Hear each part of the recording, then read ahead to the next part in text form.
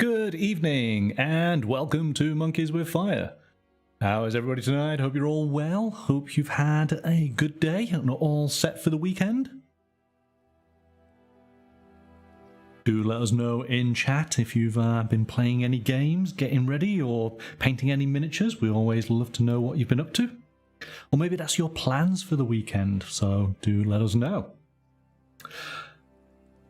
So then, what are we going to play tonight?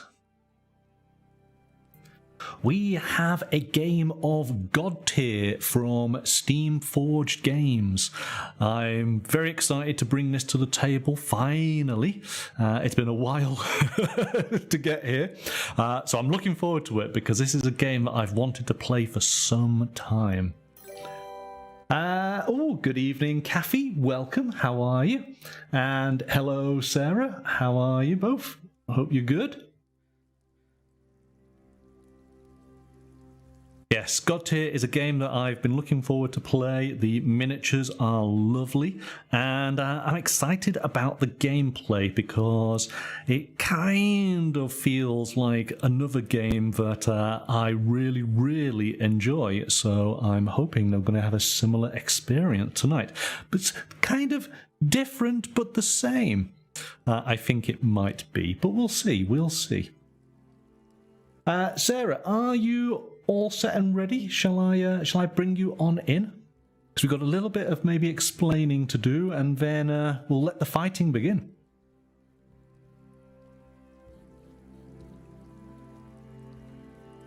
You're all good? Yes? Okay.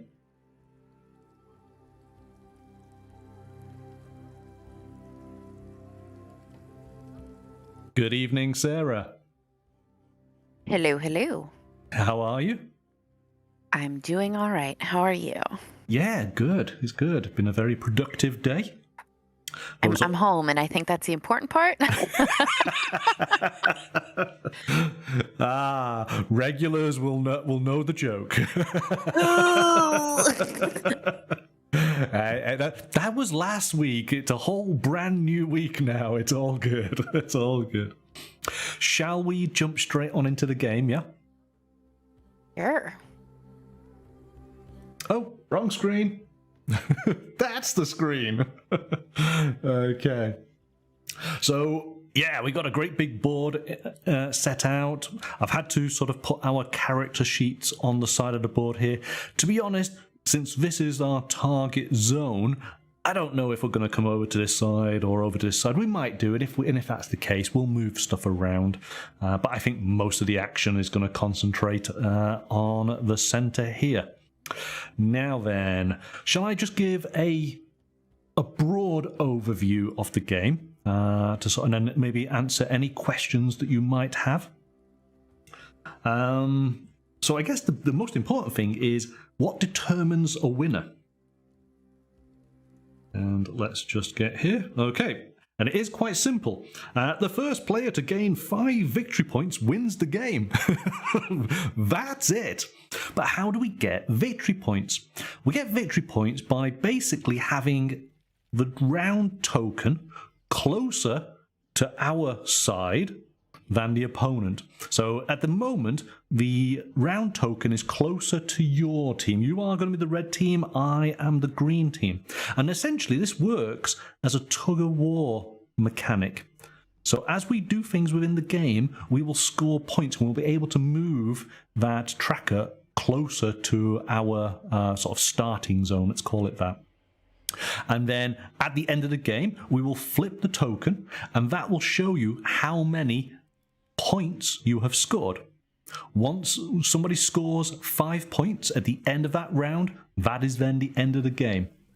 Or the game continues to 5 rounds in total, and then that is the end. So let's just go through to basically clarify how many steps this moves per sort of winning action. So here we go. So if you knock out an enemy champion, it's going to move 4 steps. If you knock out a small enemy follower, it moves 1. If you knock out a large enemy follower, it goes 2. If you make a claim action during the plot phase, it goes 1. And if you have one of your banners on an objective hex during the end phase, it goes 4. So let's just give an example here. This is your banner, nice little token. If you're able to place your banner into one of the objective hexes, that's going to score you 4 points at the end of that round. If you are able to knock out my champion, that would go 4 steps. So, 1, 2, 3, 4. 1, 2, 3, 4. Oh, look at that. You're all the way over to your side there. It's going to take some serious actions for me to be able to bring that back and bring it all the way over to my side. So that's how the scoring will work. So you want to keep that in mind, that knocking out my champion is good, knocking out my followers is good, and putting your banner into one of these scoring zones is good. So that's the important part. So a turn. Let's just go through this and get the right page. The instruction book is actually, I'm just going to quickly show you here. Oh, hang on a second. I know I've forgotten something. Hang on.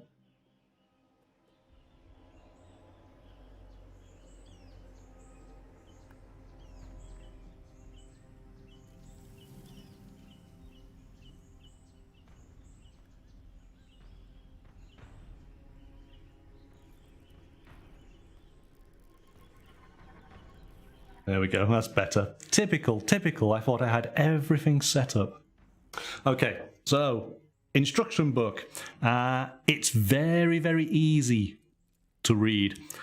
This is a game that there's not a huge amount to learn. You're going to learn it pretty quick, but we're going to learn it during the course of the play. I think that what's going to happen is round 1, we're going to be a little bit clunky and we're going to refer to the rule book. By round 2 and 3, we'll pretty much know everything that we need to know, because it is that simple. So there are 2 phases to the game. There is the plot phase, and then there is the clash phase. The plot phase, we plan what we're going to do, and then the clash phase, we basically smack the hell out of one another. Okay. And we will flip our cards over depending on what phase we are in, because we have specific abilities depending on the phase. At this moment, all of our cards are on the plot phase side. Now, I gave you a screenshot of both of your cards showing both sides. So the plot phase, just to it should be the first screenshot you had, but basically in this bottom right corner in the top part of the card, there is what looks like a pen writing on a map. Also, your card has a white back up at the top. When we go to the clash phase, your card's going to have a dark back up at the top. Okay, I'll be flipping the cards, and of course I can always just emphasize the various abilities and activities that you're able to do during your turn. So ultimately, first of all, we need to deploy our models onto the battlefield. As I say, the goal is basically to get our models to put down our banner in these scoring areas here, and also to take out the opponent. The more times we do that, the more you're going to pull this across to your side, the opportunity for you then to scoring points at the end of the round. Do you have any questions sort of for me right now, or should we just jump straight on in? I have so many questions, but we should just go. Just run with it. Just run with it. All right. That's pretty much the best thing to do. So here we go. Let's we've got to prepare for battle. So we've already set up the board. We've already got all of our cards in play. You are going to be the first player. Which is fine, because then I'll be able to walk you through as we go along. We have all the tokens done, so you get to place your characters within the first two rows of hexes on your side of the board here. And basically, first player places a champion and their follower unit. Now, let's take a look. You are going to be Morrigan. Okay, Yeah. I have a question. Yeah. The cards say, like, move each cold bones that is within range. What is it within range of what? In range of your champion.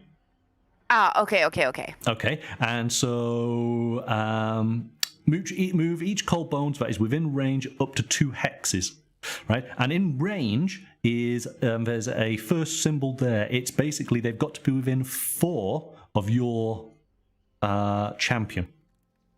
Okay, so let's just have a look here. It's any 4. So this cold bones here, you could move. You could use that ability to move him because he is within 1, 2, 3.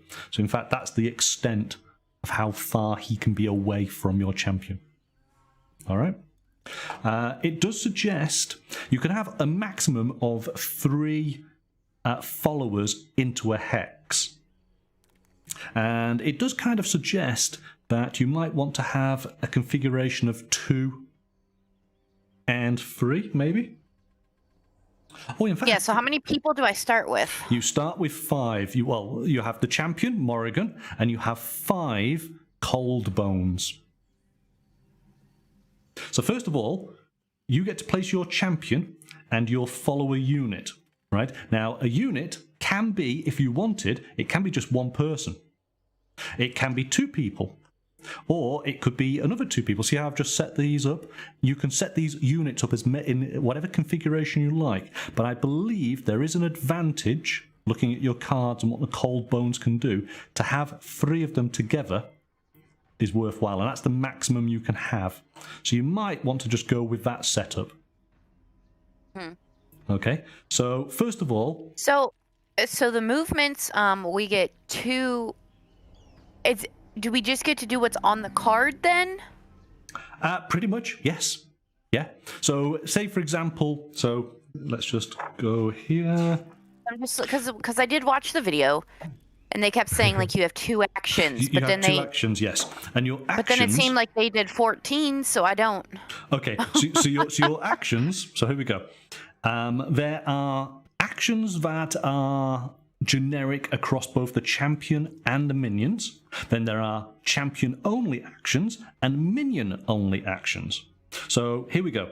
The generic actions, and you can do 2 of these during the plotting phase, and you do 2 during the clash phase. But again, it is dependent on what is available on your card. So generic across them is advance, so move the champion or each follower a number of hexes up to its speed. So Morrigan, her speed is 2. The cold bones can move 1. So say for example you set up, I'm just going to give you an example here. Let's put her in the center. Those 3 there, those 2 there. There you go. I'm effectively setting up your your group, but you probably want to be there anyway. So it's your turn. You're able to now do 2 actions. You can move your champion, and you could move her up to 2. So you could go 1, 2. And that means that my little minions also get to move. Well, so then what you can do is you can also use a skill from the model's card. So this would be your 2 actions, wouldn't it? And your skill would be forward minions. Move each cold bones that is within range up to 2 hexes. So remember, this is getting your minions to move, but on her activation. So you could move these guys up to 2. 1, 2. Now, how far away can I plant a flag from myself? You have got to be adjacent to the zone. So you actually have to be touching it. Okay. Yes. Okay. So you can then put your flag in there. Now, importantly, a champion can go and stand onto one of these Godtear tiles. Minions cannot. If a minion was to stand on that, they would just frizzle up and die instantly. Okay, such is the power. So only champions and banners can go onto these zones. Minions can't. All right, let's put those back there. Let's put her back there. If you wanted to change where they are, then by all means, I'm just suggesting that might be a good idea. I'm going to go for something similar. I'm just keeping. Who's going first? You're going first. Okay, then. Oh, you're still setting up your people. I'm just going to put my guys there. All right. Let me just go through this second. Just make sure we got this right. So in the plot phase, the entire warband acts together. So the first player activates each champion and each follower unit in their warband. And then the second player activates each champion and follower in their warband. So you're going to do, in the plot phase, you're going to do all your plotting first. Then I will do all of my plotting. Then we go to the clash phase. We will turn over our cards. And then what will happen is the first player will activate either their champion or one of their groups of units. Okay? Then the second player will activate their champion or one of their groups of units. And then it will go back to the first and it'll go back to the second until all units have been activated. And once that happens, that is effectively then the end of that round. There's a little bit of cleanup and we will find out who actually has won that particular round. All right? So that's how simple a round is. Not too difficult at all. I just looked at chat and was not happy with what I just saw in chat. Oh, I'm just looking across as well. Well, first of all, welcome back, Badger. But still yes, on or not. But I am sure there's a grrr. No, I watched a video. The link that you sent me, though, to the Board Game Geek or whatever, that didn't have a video with it. Oh, there's plenty of videos there, but there's also... I went to YouTube because I couldn't find a video on the page that you sent me. Right. Not to worry. Not to worry. Well, as long as you found one, that's all that counts. So you got a general idea. I get to go first? You do get to go first, and I'm just going to make sure that we've gone through... I'm going to move... Well, first of all, are you happy with how your guys are set up, yeah? Yeah. Which is pretty much as much of a muchness, isn't it? So I think that's I'm going to move my cold bones first, though. Okay, so you choose your champion or one of your follower units in your warband. Okay, so you're going to move your cold bones. So they will move one space. Okay, so you can move them both up to one. So how do you want to move them? Let's just move them both forward one, I guess. But I guess we'll do it to, like, the left hexagon that's in front of them. Okay, so let's move... Like our left. Yeah, if those guys move to there, and these guys move to there, does that look about right? Yes. We don't want to block her, do we? That's going to give her an extra movement. If Morrigan is within range, she gains a +1 boon. She does. So this is an important part of the game. Is that so you can use? So you've done one action as far as moving. Then you're going to use the Cold Bones So Cool Mistress ability. So long as she's within 3 hexes of range, which she is. You can either give her a +1 to her movement, or you can give her a +1 on her next hit roll dice. Well, you're not going to be hitting anything, so you might as well take the +1 on movement. Yeah, absolutely. I have plans. So now it's her turn to move. Oh, hang on a second. So we got the little plus. We put the plus down. Is that the plus? Hang on. So yes, it is the plus. It's just I had it looking like an X. Okay, so she's got a +1. And let me just double check on this, because is it a case of you use it once and then that's it? Let me just double check. Here we go. Boons. A champion or follower unit has a +1 speed. After resolving its next advance action, the +1 expires. Okay, so you get to use it and then you discard it.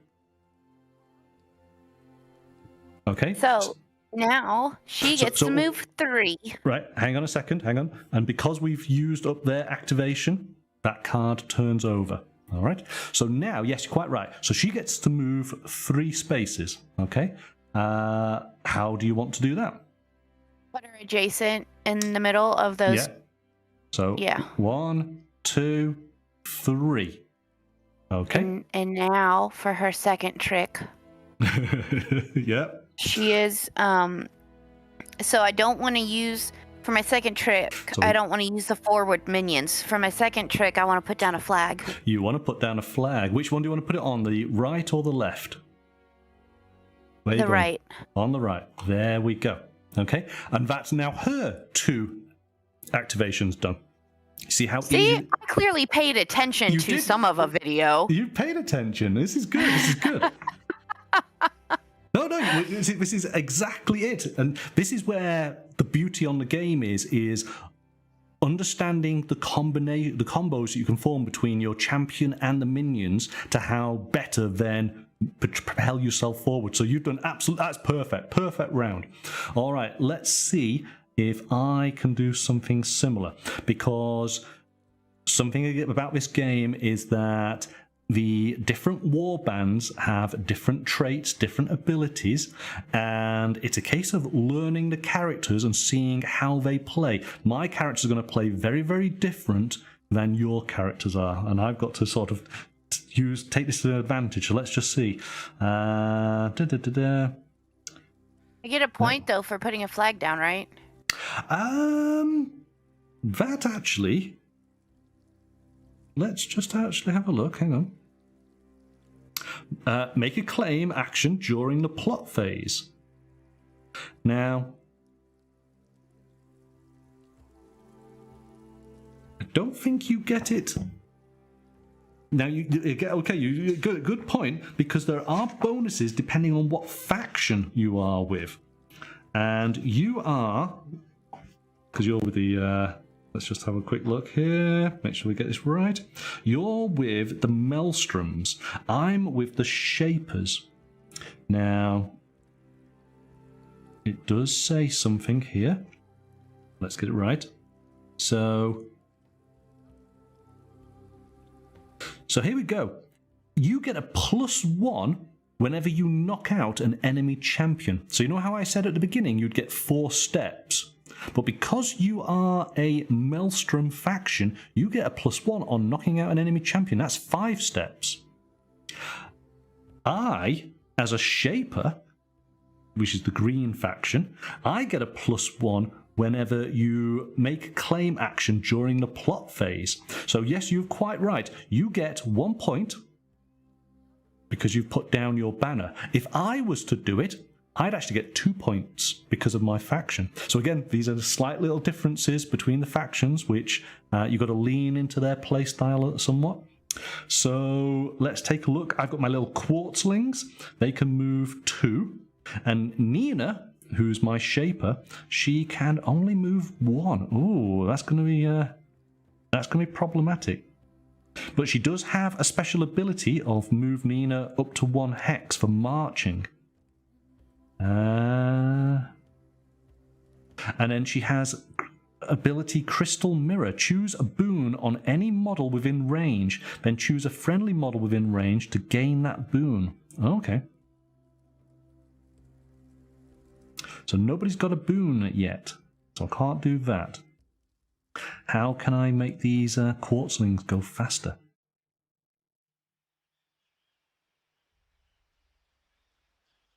Is the other one? Okay, I'm gonna be a bit stuck here. But again, it's a case of learning how to play. So I'm going to move my quartzlings. They can move 2. So he's going to go 1, 2. These guys are going to go 1, 2. So that's the quartzlings done. I love some of the names of the special abilities that they have here. What is our target? What is the hit range that we have? What symbol shows the hit range? I'm going to come back to that. Let me just finish off my turn with Nina, okay. While I'm sort of trying to think. Fine, I guess. So,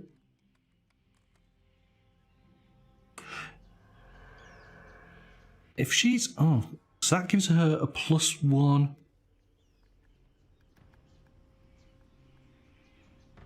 That's only on my attack, isn't it? I probably should have looked on the other side and seen what she's able to do at the next stage. Well, she can move 2, because she could do 1 and then I can march her. So 1, 2. There we go. All right. I'm going to be a little bit slow to the party, but that's okay. Right. So, sorry, what was your question again? Which symbol tells us our hit range? Okay, so you have the various abilities under your character. The first column, which has 3 hexes, that is the range. Okay, so you might have, say for example now, your Snowball's Chance is a range of 1, Ice Blade is a range of 1, and Ice Bolt is a range of 3. Okay. All right. Just to sort of confirm, the central card, abilities that you're able to use during the course of the game as one of your champion abilities. But once you use your special ability, so yours is Flash Freeze and mine is Geode, we flip those cards over. You can't use that special ability again. So it's a one-shot special ability that your champion has. So, like until it gets flipped again, right? No, that's it. It's one off in the entire game. Okay, so those your champion card and your minion card will constantly be flipping as we go to each turn. This card, once it's flipped, that's it. It stays like that for the entirety of the game. Okay, so what is the second? Okay, so the first symbol is range. Second symbol means? So second symbol... The target symbol. Yes. So that's when we're working out our combat. And the third symbol is your damage. Yes. So it's range, accuracy, and damage. It's like Frosty Glance has like 5 under the target looking thing, so I didn't know. Frosty Glance, I'm just looking where that is. It's the other side of the card. Oh, right, well, you can't use that ability. Not right now, but... Yeah, later. Yes, exactly. Yes, so what does that mean? What does a 5 mean? Okay, I need to go and see which one you were looking at. So, Frosty Glance, that is for your accuracy. So, the number of dice rolled to hit your target. Okay.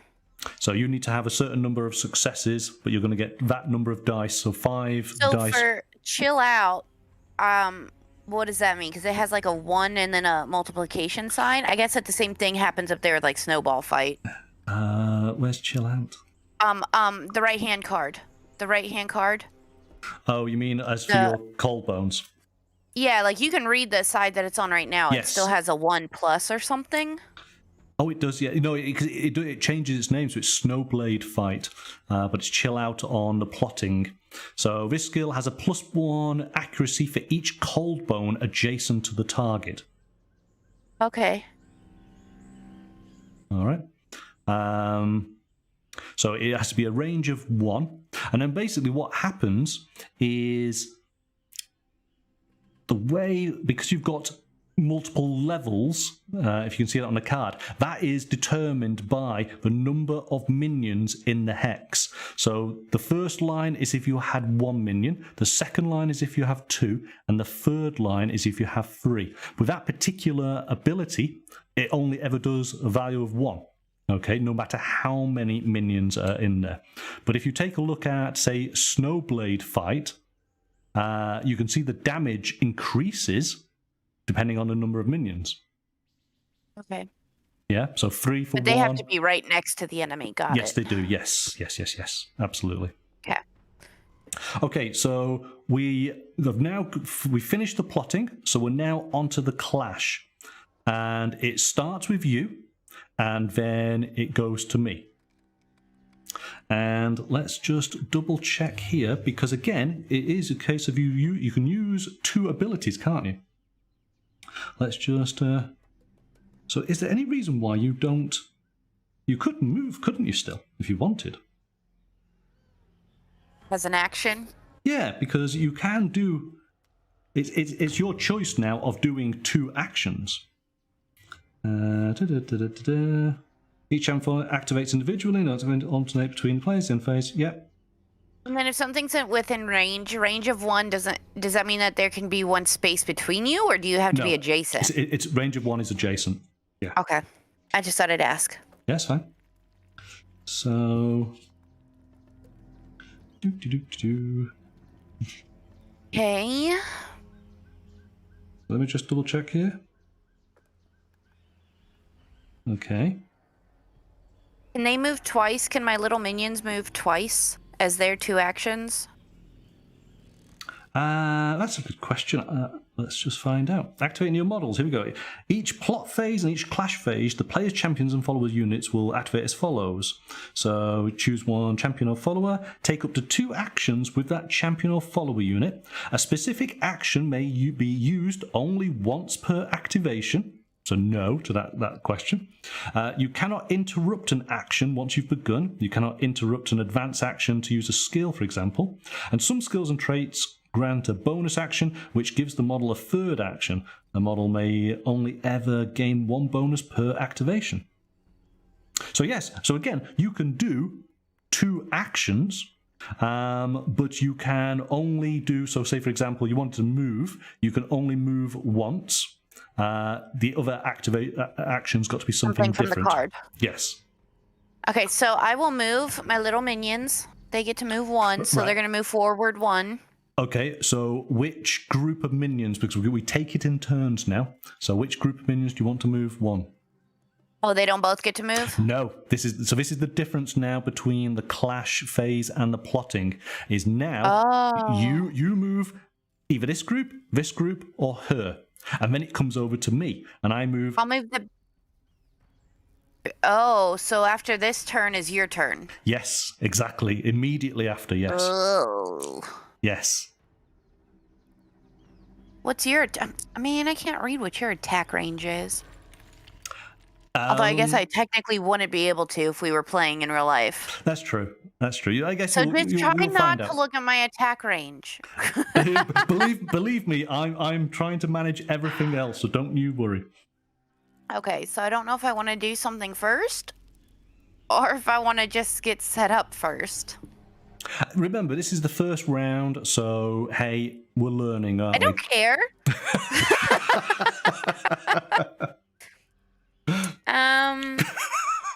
Good evening, Chris. Welcome.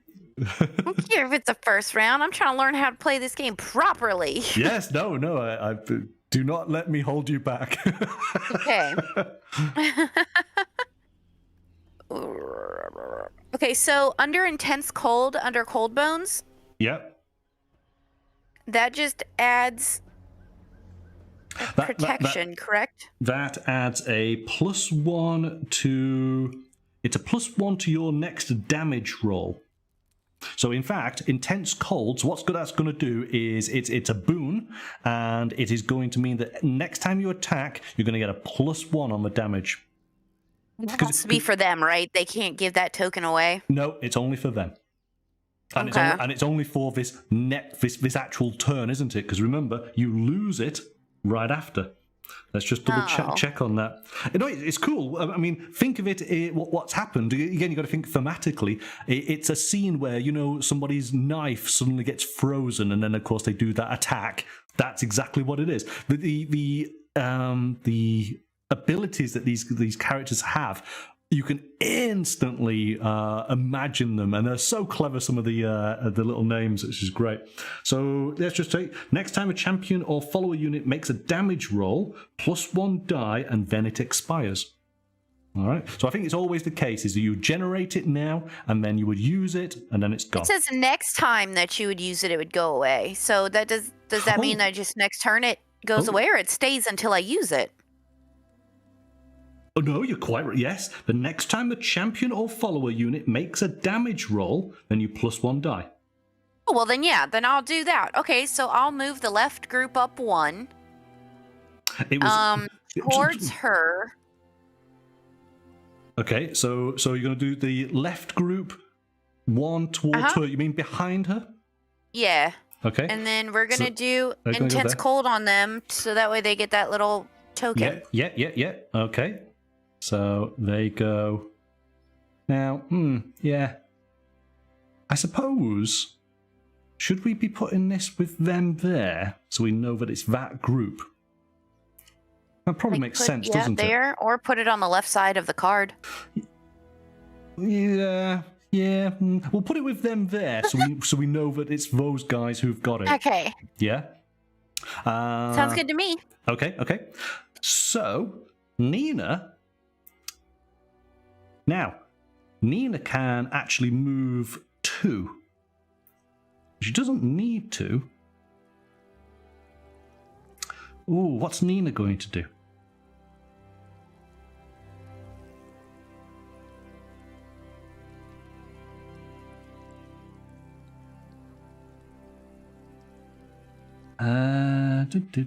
Do.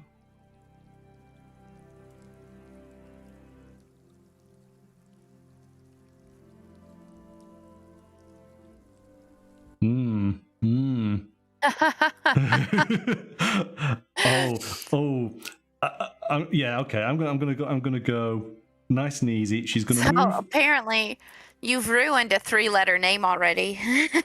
a 3-letter name? How? What? Oh, yeah, exactly. Yes. Yeah. I put an N in. Nia. Sorry. Lawnmower. Thanks, Lorna. Nicely done. All right. She moves 1. That's her first action. She then puts down her marker. That is 2. So turning her over because she's done. And as I say, she's made a... but it's making a claim during the plot phase. Oh, so she only gets the 1 point. So it means it brings it back 1, but I don't get that bonus, so it doesn't come over on my side. Oh no. That's no good. Oh, maybe I should have done something else. Okay, live and learn. Right, over to you. So, we're going to do Morgan. Yes. And she gets a movement of 2. Yes, she does. But we're only going to move her forward 1, I think. Where are you going to move her to? Hold on. That's just, I'm just checking. We're just going to move her 1 onto the Godtear. Okay. Also, how do you get rid of a flag? Do you just say for my next action, I get rid of your flag? I think so, yes. So. Okay, well, we're not going to do that. I just wanted to know. But I still want to move forward 1. Let me just double check, because yes, you get a point, don't you, for have a friendly...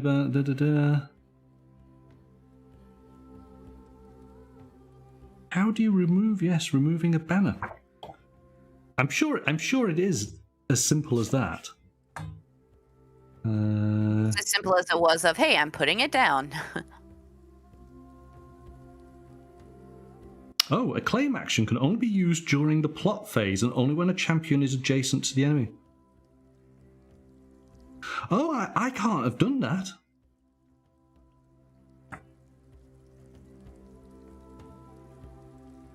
Oh, you can't put down a flag during your... No. You can only do it in the plot phase? Yeah.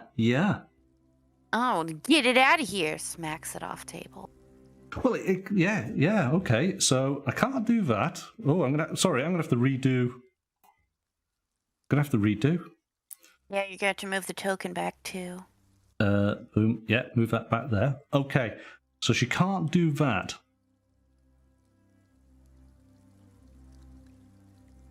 How? I need to find now. How do I take away? Because yes, it would make sense now for me to take away your banner, wouldn't it?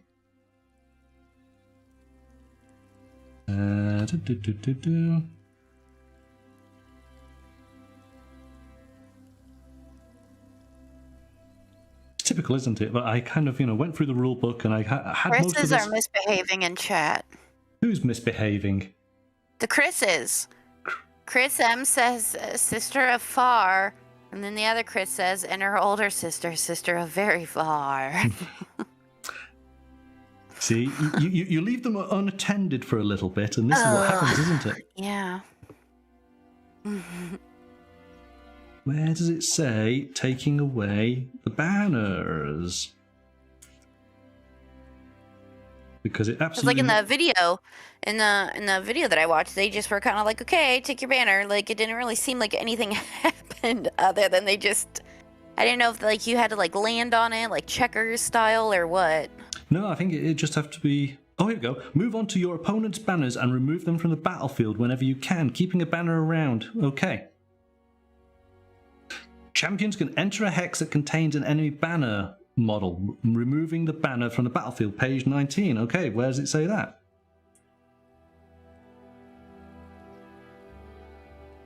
So you just move on it and it doesn't count as a separate action, or it is your second action? I think it doesn't count. Okay. So you just happen to like move up in there, cool, take it down, then take your second action. Yeah. Okay. It's a hex. So champions can enter a hex that contains an enemy banner model, removing the banner from the battlefield. Yes, so by just moving onto it, you remove it. Okay. Which means, yeah, I can't reach it. I don't think there's anything. All right, so now we go back to you just redoing your turn. Yes, sorry. I am trying to double check and maximize what I'm able to do. Yeah, move on to your opponent's banners and remove them from the battlefield whenever you can. Keeping a banner around till the end of the turn is one of the most effective ways to win the turn. It's worth as many steps on the battle ladder as knocking out an opposing champion. Now,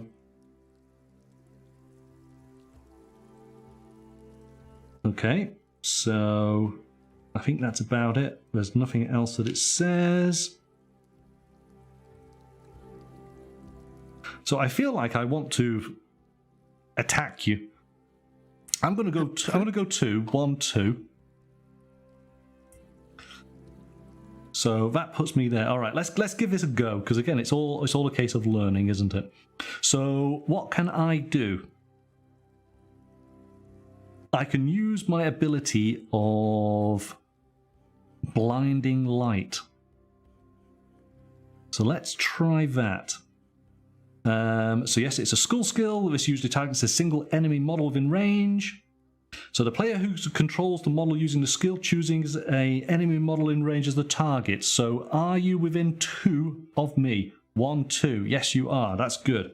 So we make a hit roll to determine if the skill hits or misses. The model using the skill gathers the number of dice equal to the skill's accuracy. So my accuracy is the next number along, 4. So it's 4 dice. All right. You guys know what I'm like with dice. Oh, come on, classic monkey roll. So let's have a quick look. I think it's as simple as the dice basically is successes. That's all we're worried about. Yeah, there's 3 singles, I think, and then a double. And a double, and there's a couple of blank spaces. Okay, so this is just how many successes. All right, so let's go with that. So the model using skill gathers a number of dice, add up the number of symbols on those dice to determine the accuracy roll. If the accuracy roll equals or exceeds the target's dodge, the skill hits. Now, what is your dodge? Let's quickly find that. Dodge, dodge, dodge, dodge is the swifty one. Your dodge is 2. Okay, so I need to do... add up the number of symbols on those dice. Yeah, and rolls them. Add up the number of symbols on those. If the accuracy equals or exceeds the target's dodge, the skill hits. If not, the skill misses, and the skill action ends immediately. So you've got a dodge of 2. I have to get 2 successes. Ooh, it's close. So there you go. I got 3 successes. Okay, so the skill, Blinding Light, has hit. Now, why does it have... it has a little symbol on the card. Here we go. Blinding Light has hit effect of -, so we add a distract token to Morrigan. Right, so because I've been successful, I give you a -. So you actually have... where is it? Let's get the appropriate one. I'm literally following the example in the manual here, which is kind of convenient. So you have now, you've got a -, because you're blinded against targeting. Okay. Right. Then it is 5 dice. So Blinding Light uses 5 dice for the damage. So roll 5 dice are rolled. And we're looking at Morrigan's protection. Morrigan has a protection of 3. So we will, whatever I roll, I'm going to roll 5 dice. We're going to take away 3 from it.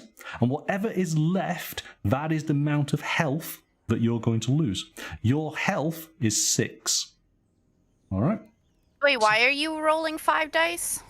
Because this is the damage that I'm now doing. Using my blinding light effect, I am casting it at you. I'm going to roll 5 dice, because that's the damage.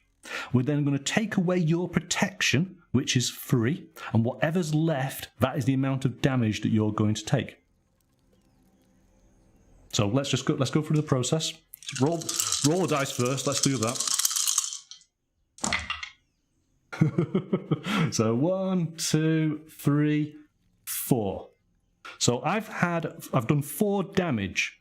You've got protection of 3, so that means only 1 damage goes through. All right. So you take 1 damage. There you go. That's combat.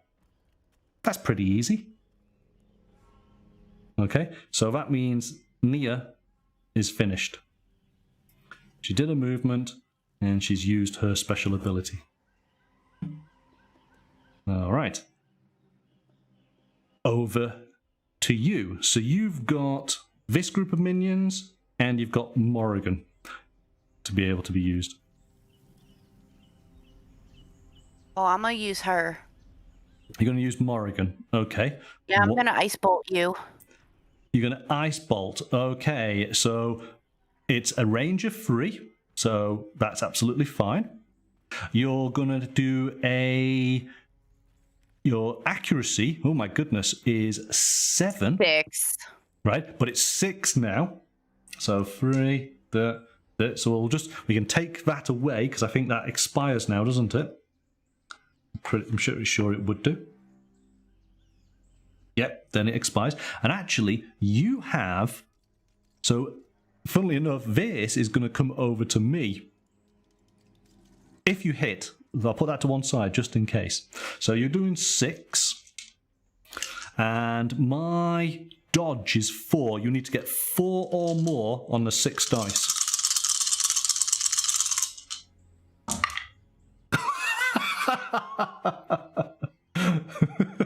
Oh yeah, it's classic monkey rolls already. So unfortunately, Nia is nice and nimble. She has managed to evade the ice bolt. Okay, so that doesn't go onto her. You can do one other action, can't you? Because you've not moved, you just fired an ice bolt. So there's something else that you can do.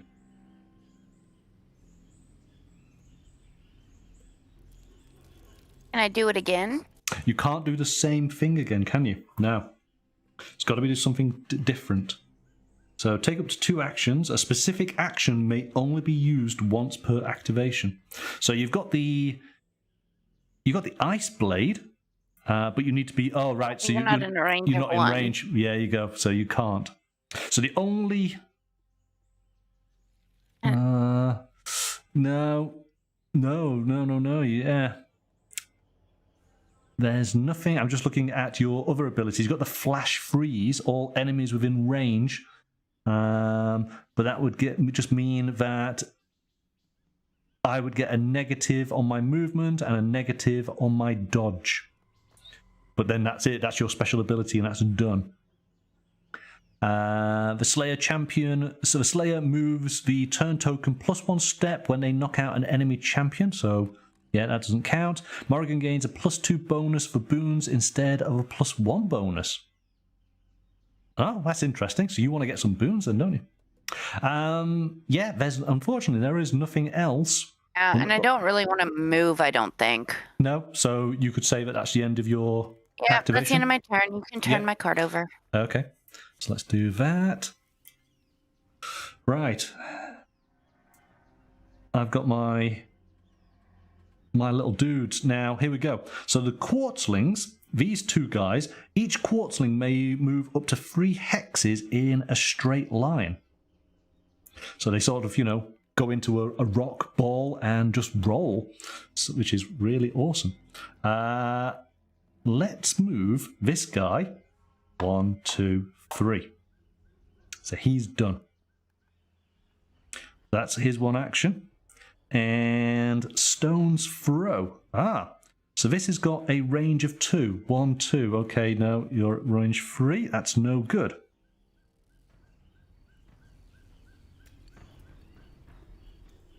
Right, that's me done. Back over to you. You got your final guys just there. What do you want to do with them?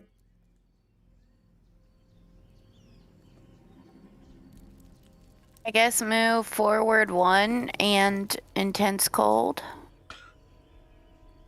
Okay, so forward. Now, which way do you want to move? Behind Morrigan or off to the right? To the right. To the right, okay. So they go there, and then you're going to get a +1. Now, you're going to have to remember this now, is that, so that goes onto, those guys. Okay, but it's Morrigan who gets +2 for boons. Okay, all right, I can see. Oh, your guys are going to be... Oh, goodness. Okay, so that's that done. These guys, my final guys, again, they can... Oh, now that's interesting. But it's per activation, isn't it? So she was an activation, he's an activation, these are an activation, so they can do the rolling stones. Isn't that a cool name? So 1, 2, 3. There they go. That's them done. All right. Everybody is activated. That is then the end of the round. So let's just quickly go through on the rules so we know we're doing it correct. I win. Well, yeah. Yeah, I think that probably is the case. Give me my token. Okay, so hang on a second. So that's all been done. And so phases, so end phase. Both players add up 5 end phase points to each banner. Okay, right. So 5 end. Okay. Right. Okay. Yes. So you'd get all these points at the end phase. At the end here, so each player adds up the 5 end phase points for each banner they have on the battlefield belonging to one of their guardian champions, and 4 points for each of their banners from other champions. If one player has more points than the other player, the player with the more points moves the turn token 1 step closer to their warband. So you get, because you've got to the end of the round. So have a friendly banner on an objective hex during the end phase. You get 4 steps. 1, 2, 3, 4. Done. So the player who has the turn token on their side of the battle ladder wins the turn. They take the token and flip it over and gain victory points equal to the number of shown. So round 1, you get 1 victory point.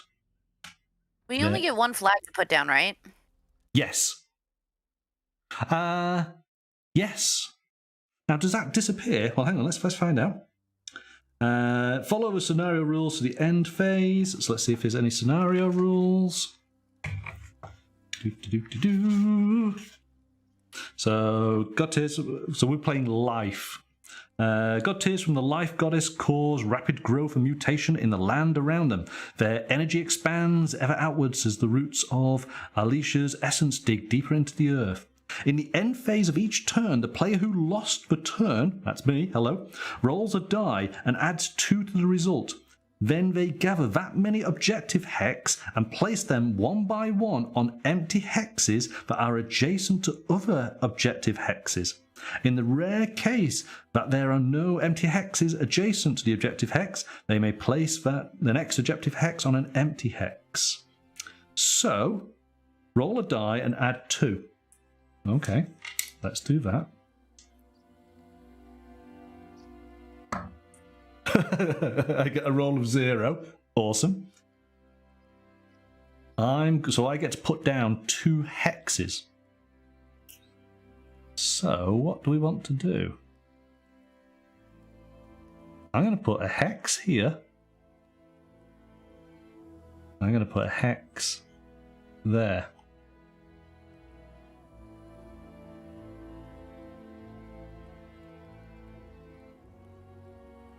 All right.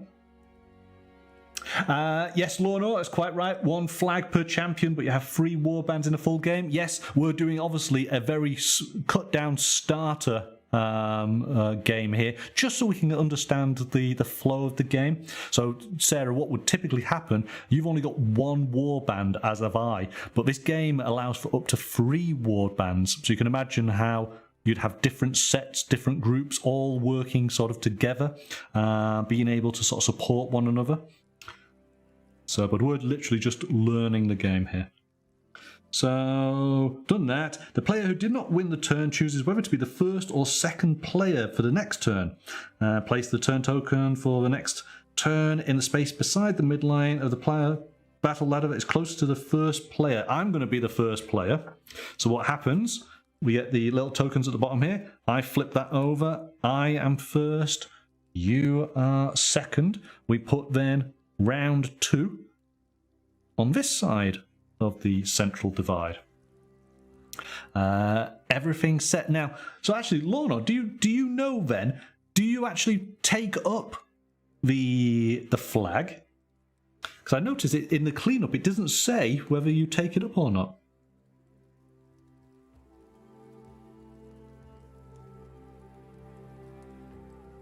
I would assume it's still there if nobody removed it. Yeah.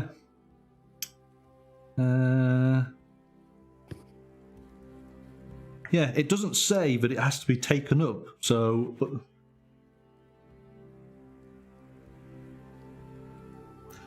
I mean, obviously it advises you that the whole point is here is to actually move on into the hex to take them up.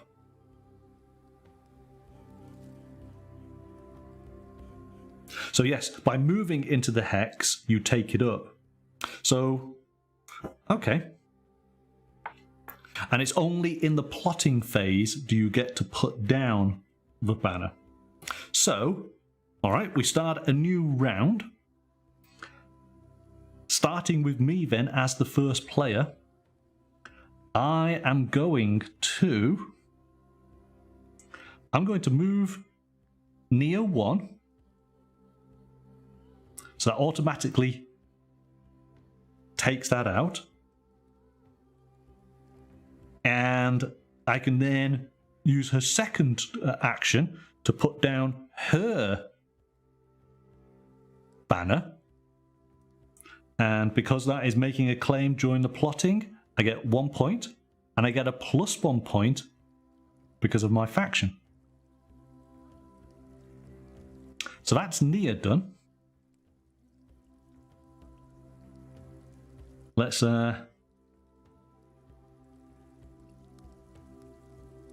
work these out. Here we go. So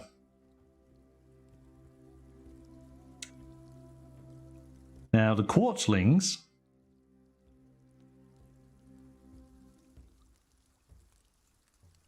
ooh, that's interesting.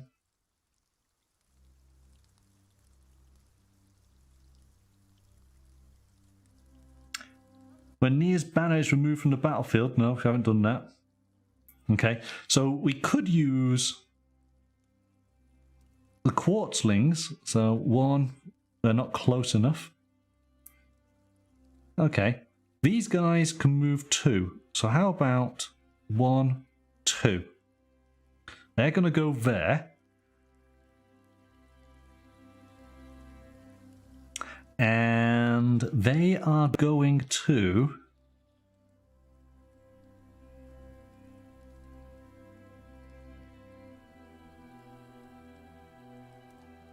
I think what we're going to do is we're going to use their shimmer ability. So it's a range of 2. We're going to use it against Morrigan. So do you remember how I said how on the card, depending on how many people are within the hex, there's a different value. So if there was 1 guy, the value for accuracy would be 4. Because there's 2 guys, the value is 5. So I get to roll 5 dice. 3, 4, 5. I've got to get over your dodge. So your dodge is 2. So let's give this a go. You have a weird bot in your chat. A weird bot? It's... Oh, wait, no, it's not a bot. It's a person. It's a person. Hello, Turtle and Bear. Can't stay, but just wanted to say have fun. This is a game I have, but not yet played. Yeah, we've just finished the first round, and we are on to now the second. We're learning as we're playing, and we're getting things are moving, which is good. So, but thank you for dropping by. Nice to meet you. Thanks for explaining what that was to me. I'm like, why is this weird bot trying to make you watch a turtle and bear video? Like, what? Yeah, it's because we're streaming on both YouTube and Twitch at the same time. So I get it. It's the cross conversation. Okay. So how are you hurting me? How badly? No, well, it's okay. I've basically done a shimmering effect with my quartzling. So I needed to get. I rolled 5 dice. I need 2 or more. Well, I've got 1, 2, 3, 4, 5, 6. I've got 6. I've used up all my great rolls here. So I have been successful. So what that means is your Morrigan, she has a -1 on her movement. So that's what these guys have done to Morrigan. And then this final guy, because we're still all within the plot phase here, he's going to go to here. And he's going to have a go at doing the same thing against... Oh, actually, can he do it against Morrigan? He can do it against Morrigan because range of 2. 1, 2. Let's do it. But he's one guy on his own, so he only gets to do 4 dice. But again, it is a dodge of 2. So let's give this a go. Look at that! It's like 5. Oh my goodness. So again, it's another negative. So you've got -2 on your movement, which means you can't move. You are blinded by these shimmering quartzlings. So you are sort of frozen in spot. Okay, that's my plot phase done. It's over to you now. Okay, I guess that I'll do Morgan first. Morgan. And we're going to Frosty Glance at your champion. Okay, Frosty Glance. So the hit effect is so if you hit, it's a -1 protection. And then move Morrigan up to 1 hex towards the target. Now, could you do that? Because you can definitely do the -1 protection, but could you move? Because it's an additional movement, even if I had moved 2, but I can't do my normal movement, so I would think that movement was still okay. Let's just hang on a sec. Let's just have a look. Or else I'd be like, okay, and throw out one of those movements. I feel like that wouldn't really hurt me. Yeah, no, you're quite right. Because these are a blight against your move, your advance action, not against any special ability. So yes, you're quite right. These only stop the main actions. Okay, so we're in range. You're doing 5 dice. 2, 4, 5. Okay, and so you are trying to get 4 or more with these dice. Here we go. Oh, look, I'm doing all the good rolls now. You got 6. That's brilliant. Okay, so that is a -1 shield. So -1 protection for Nia. And you now move Morrigan up to 1 hex towards its target. Well, you can't move on to me. You've got to move here, haven't you? I suppose all there. I suppose that's... Yeah? So where are you going to go? I guess I'll move down 1. Move down 1? Okay. Down and then 1. For her second trick... Oh yes, yes.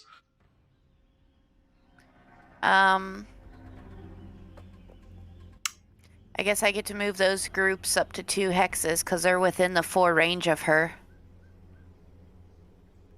Move each coal bones that is within range up to 2 hexes. Yes, you can. Yes. And they can't move through you, so I'd have to go around your pieces, correct? Yes, that's correct, yeah.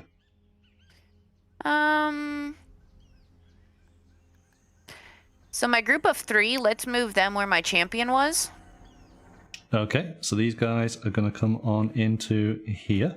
Done. Let's move that along there. Yeah. Remember, they can't obviously go onto the tiers, but it's okay. Yeah. And then the second group, let's move them to the right of your little guy.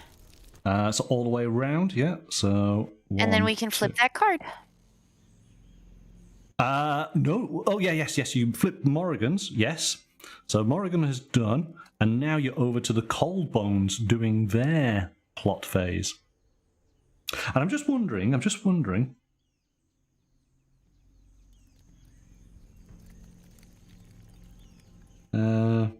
Yeah, I think you'd have to decide.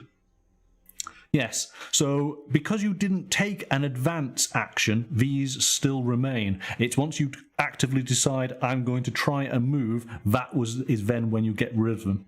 Yeah, that's what I assumed. Yeah, all right. So over to the Cold Bones, followers of Morrigan, what do you want to do?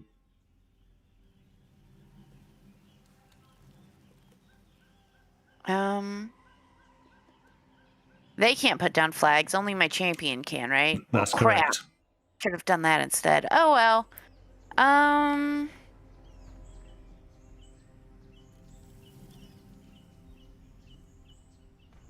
I've just realised. Because because we were learning, so I'm going to share my thoughts here. So yes, by making you not being able to move, you were not able to stand on my banner to remove it. Because that's the only way to get rid of a banner, isn't it? Is for you to stand on that hex. Because your minions can't take it, only the champion can. Right, but instead of moving them, I could have left them where they were, and I could have put up my own flag. Are you asking to do you want to is it a mulligan? You want to rewind? I mean, I guess you did take a mulligan before. No, I just done an illegal move. Okay. It's up to you. You can take it, but then that's it. One per game. No. We'll save my mulligan for later. Yeah, when you need it. So, what I'm gonna do for my first action. Yep. Is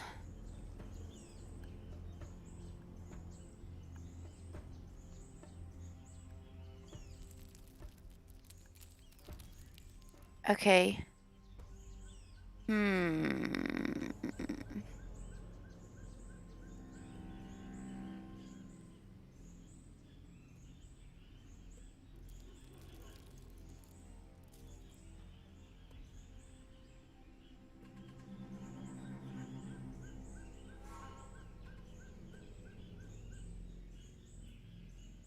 I love the concentration and the thinking. I just don't know who I want to hit is what I'm... Remember, you're going to get more points, or more steps, I should rephrase that, more steps taking out my champion than you will do taking out the minions. I guess I'll do chill out against your champion. Yeah, because I'm just looking at it. Knock out a small enemy follower, you get 1 point. But if you knock out an enemy champion, you get 4 points plus 1 for your guys. So you get 5 points if you knock out Nia. So go on. What would you want to do? I guess we'll do chill out against Nia. You've got to do it in a Arnold Schwarzenegger, Mr. Freeze impersonation. That's the only way you could do that particular one. So away you go. Reference, I don't know. Using cold chill or chill out against Nia. Oh, come on. Everybody could hear Arnie doing... Hold on. According to chat, someone's going to come fix it. Hold on.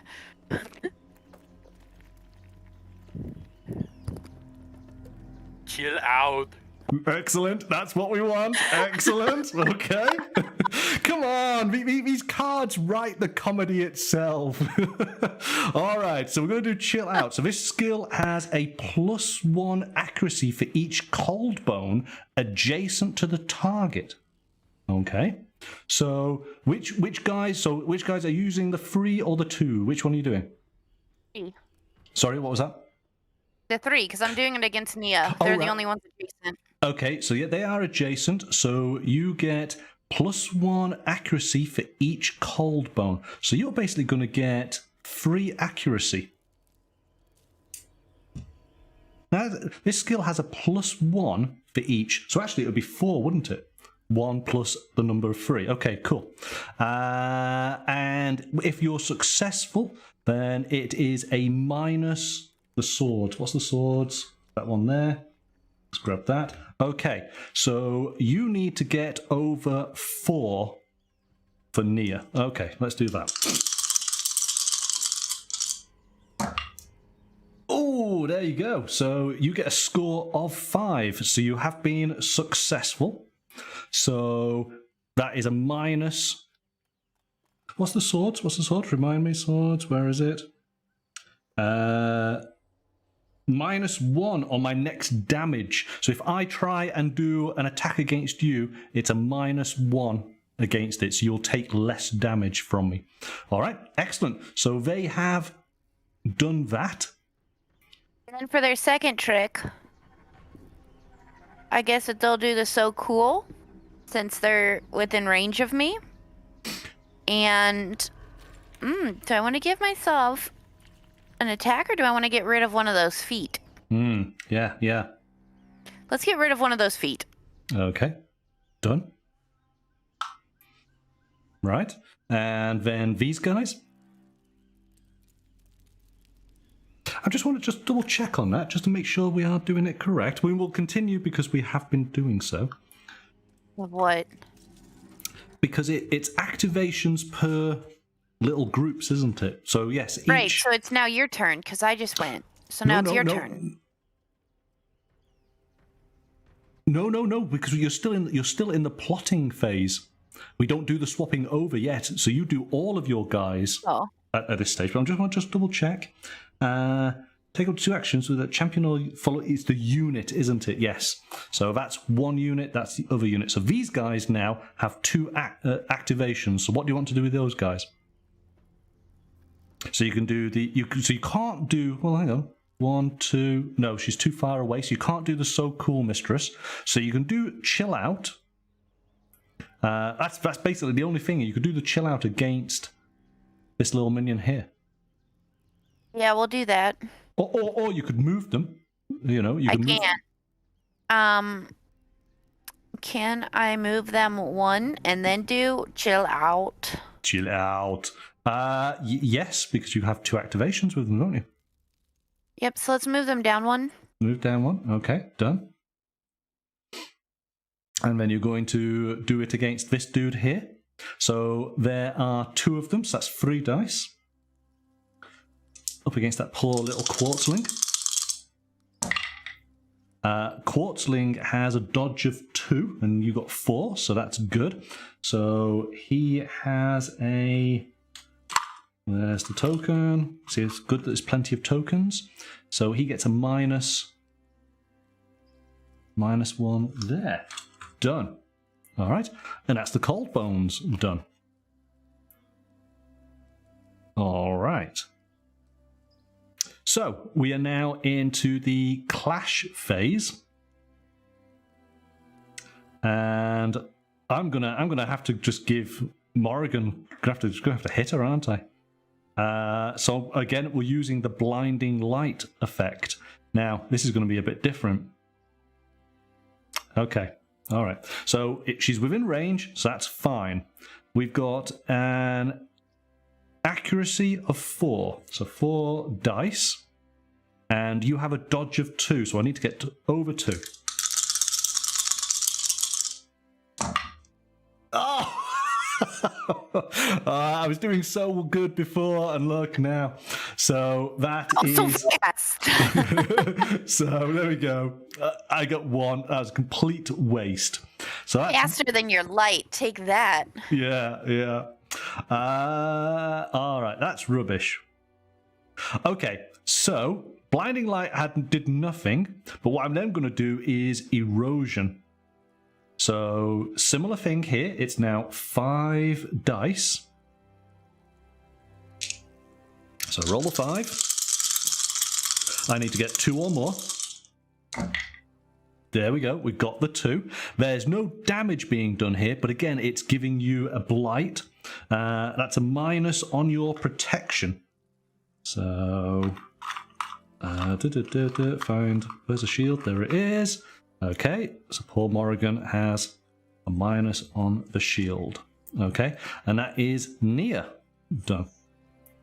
So this is interesting, you see. If sometimes if you can't do the damage, it's worth trying to get those blights or boons working. So I can understand where another warband would come on in and buff up other characters to then make them more, more potential, more better attacks and whatnot against bands. So, but that's near done. So over to you. So I will. Our movement, does it have to be done first, or can we do it second? You can do it second, but you can't interrupt it. So if you're going to move, you do the full so movement. You can't move, attack, then move, but No. you could move, then attack, or you could attack, then move. Exactly, yes. So for my first trick, I'm going to Ice Blade you. You're going to Ice Blade me. Hit effect. If the target has... Oh, hang on. Okay, so it's a range of 1. You got the accuracy of 5. You got the damage of 5. If the target has a minus blades, it gains 1 wound. Oh wow. Okay, so you got the potential of getting an extra wound here. So let's go through with this. So it's 5 dice. 2. That's 5. You need to get 4 or more. All right, let's give this a go. Your character's so beefy. No, she's not beefy. She's nimble. She's just very quick on her feet. So 4 or more. Oh, no, it's not happening. That's 3, only 3. So no, I'm afraid Nia is just swift of foot. She's managed to get away with it. So that's Ice Blade done, I'm afraid. So that's that done. What next?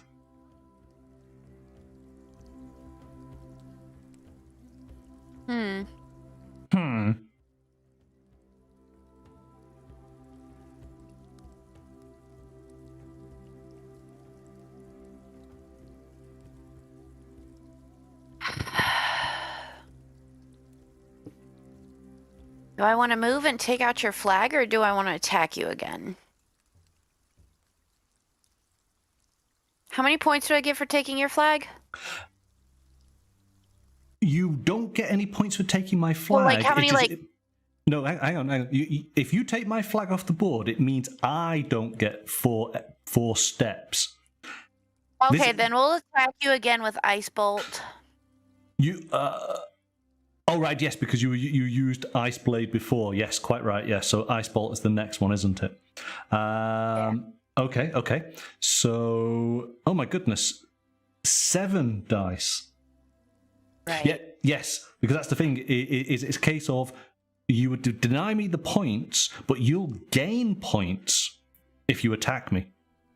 If you know what I mean, is that I wouldn't get any extra, but now you've got the opportunity of dragging it back over to your side. So yes, attacking is the best thing to do.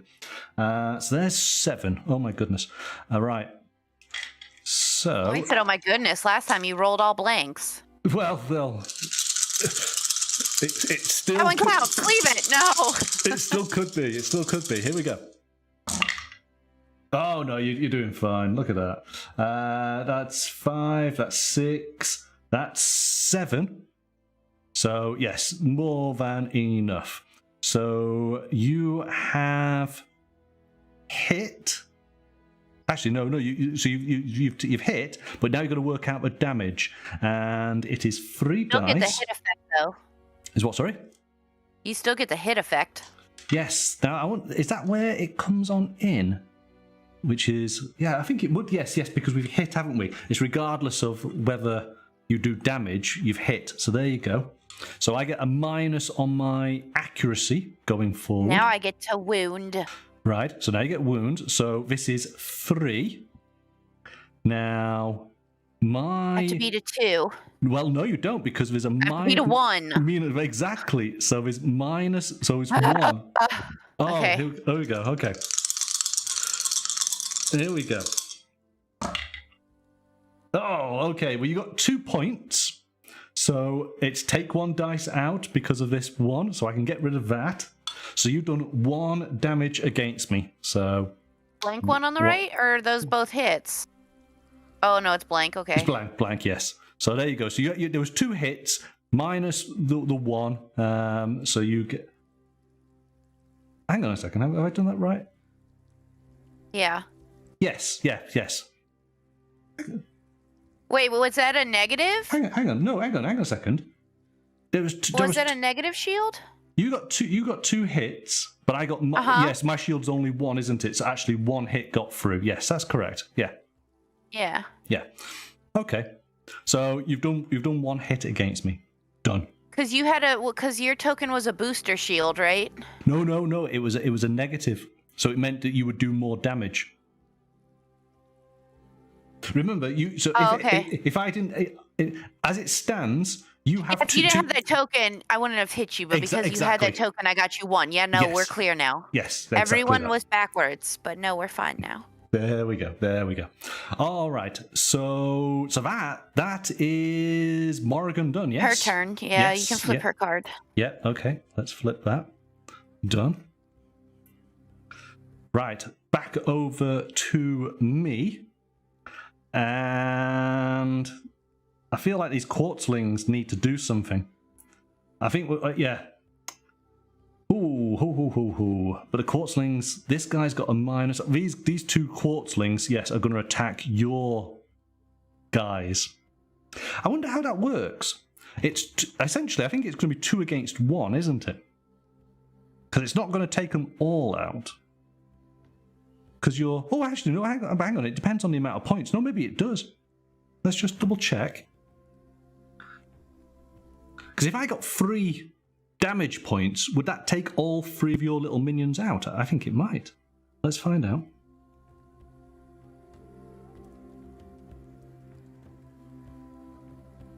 So when you use a skill that targets multiple models, follow the steps below.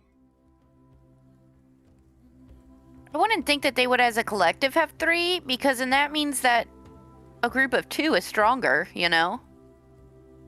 If a group of 2 has 3 defense and a group of 3 has 3 defense, then it'd be smarter just to have multiple groups, you know? Versus 2 groups.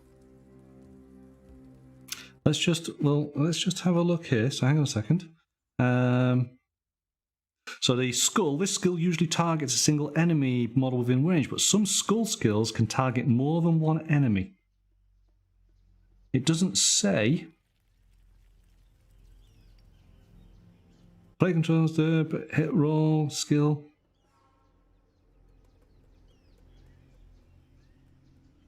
Yeah, if skill has any hit effects, resolve them. Skill listed with damage, determine how much damage. If the skill has any dice listed for the damage, make a damage roll to determine how much damage it causes. Add up the number, yeah. Determine how many wounds the damage inflicts, subtract this. Yeah, so... The thing is that I think you're attacking everything in that unit, aren't you? So I've got 2 guys attacking your 3.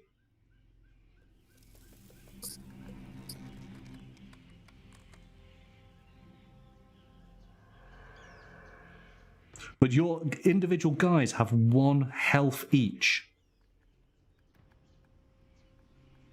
So I think if I attack, if I get 3 or more actual points, then that would take out the entire group.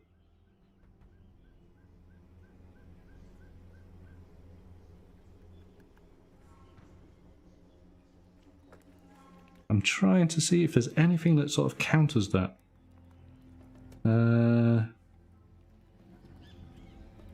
Because I can't see anything that says about multiple. I can see where there's bonuses for the fact of having more in the group. But again, my quartzlings only have 1 point of health. And the actual values for the characters represent the unit, the entirety. So I'm going to go with that. It's only you get a bonus for having a greater number, but the values for the actual character is for the unit. Let me just double check just to make sure that that is what it says on the card type. Yes, it's talking about the units.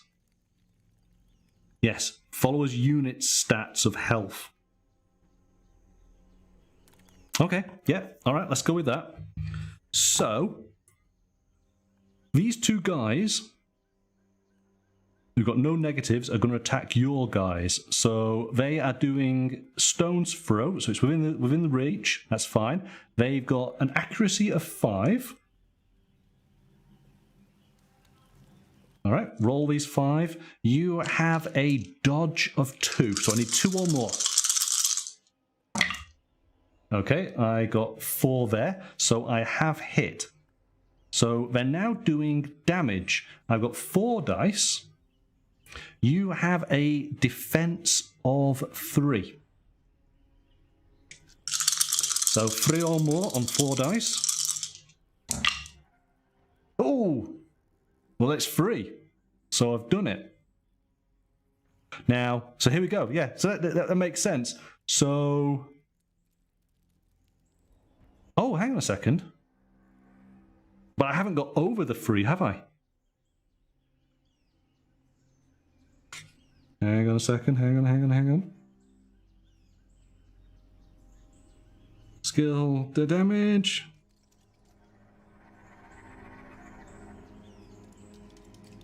Subtract the target's protection from the damage total.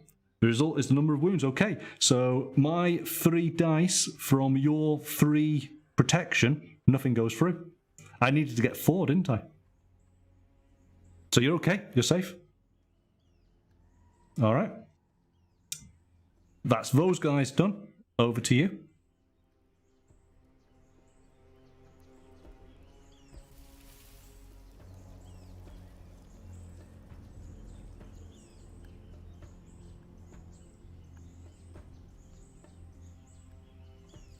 Hello? Are you thinking? Yes, I'm thinking. I always get worried when there's silence.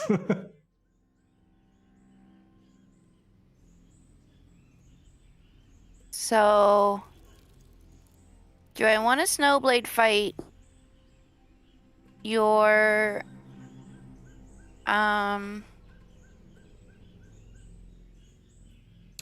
Oh, Sarah, what from Chris M? Remember, every small enemy follower that you knock out moves this token 1 step. So if you can knock out, just to go through here, 1, 2, 3. If you can knock out 3 of my guys, you can get that token onto your side. Right. I can see, so you can see how it, because I think that's why, if I could, these 2 guys could have knocked out multiple guys there, then it'd be 1, 2, potentially you could have moved me 3 steps. It's small little jumps, isn't it? That's what we're aiming for. Let's, fine. Let's try to take out your little people. My little people. Okay, which group are you doing, the 3 or the 2s? Let's do it first with the 2 towards your 1 little guy. Okay, so you do have a you have a -1 on your damage. All right, but it's okay. We'll deal with that in a second. So you're going to try snowball fight, which is 1 + 2. Okay, this skill has a +1 accurate yeah, to accuracy. So we've already got that. So you need to get, I've got a dodge of 2, so you need to get 2 or more against my dude. Okay, here we go. Oh, fantastic. There you go. So you got 4. So you've hit. So that's great. So now you're doing damage. You get to roll 4 dice. But hang on a second. You have a minus. So we'll take 1 dice away, which gets rid of... Why do I have a minus? I have a plus. What's that? Oh, it is a plus. You're quite right. It is a plus. So you have a minus. That's a 4. So you get 5 dice then. Yes. Can I have a 2-second break right quick? Yeah, go for it. I need to let some dogs out. Hold on 1 second. I'll be right back. All right. Talk about the game, everyone. Is everybody following along? Is it... What do you think? I'm enjoying it. It's not overly complicated. It's a case of just going through the motions a little bit and just letting them sort of solidify as the flow. I think we're kind of getting there. We're certainly starting to learn our own little traits and what's good for our characters. Hopefully, I will win this round, which will make it interesting. And then maybe everything's to play for on the third round. We might be able to squeeze that in. Might be able to squeeze it in. We'll see.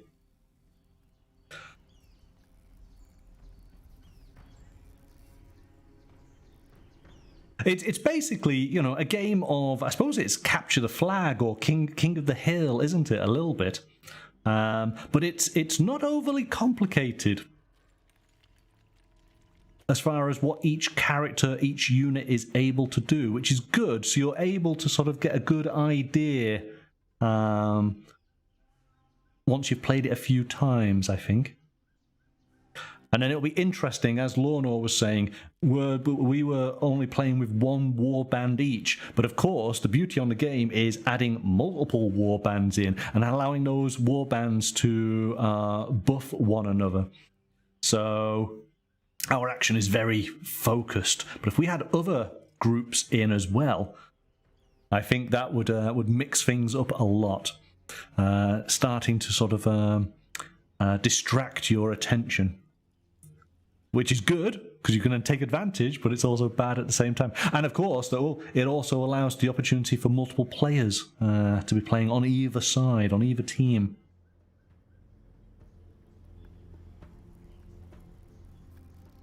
Okay, I'm back. I'm sorry. My one dog wanted to sniff every blade of grass. Of course. Right then. So you've got your 2 guys, you've got 4 dice, but you've got your +1. So we're going to use that token. Done. There's your extra dice. You are trying to get over 4. All right, with these. Here we go.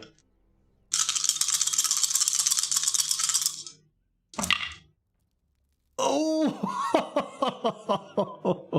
Oh, Sarah. So what does this mean? It means you've not been successful, I'm afraid. Wait, why?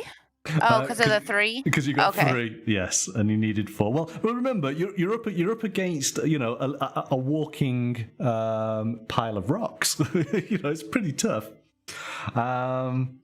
Okay, yeah. So you've not been successful doing that. So my second trick for them. You could do your intense cold, couldn't you? Yeah, I guess so. Yeah, might as well just put that right back there again. Okay, so they've been done. These guys have been done, so it's now my turn with this solitary guy. Oh, that was stupid. Why? I guess I should have done the intense cold first. Oh, yes. They would have had 2. Silly me. No, yeah, you're right. Okay. No, well, again, we're learning. We're learning. That's okay. I swear we do the mulligan? No, I'm kidding. No, we'll save it. Okay, so it's my guy. So let's go through this process again. You see, it's repeating. So we are going to do the stones throw, but the difference here is there's only one guy against these two guys. So it's 4 dice for the accuracy. Okay, let's see how we do. Okay. So he's up against your dodge of 2 and he scores 4. So we have hit. So now it's 4 dice, but he has a -1. So we're going to take that away. We're going to take a dice away. So he's got 3 dice. Your defense is 3.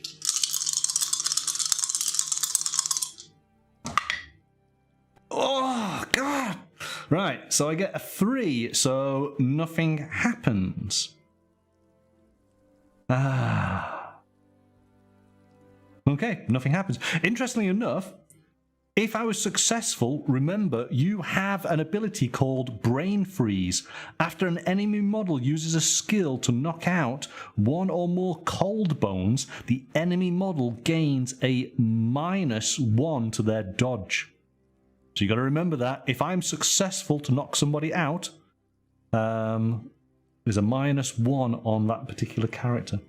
Okay, so that is my quartzlings done. And so we go over to this group, don't we, for your cold bones? Are we doing it? Are we doing the intense cold to start off with, and then go through the process? What, for my turn? Yes. Hold one moment, please. Okay. I definitely spilled a whole bunch of water accidentally, and I'm trying to clean it up. So,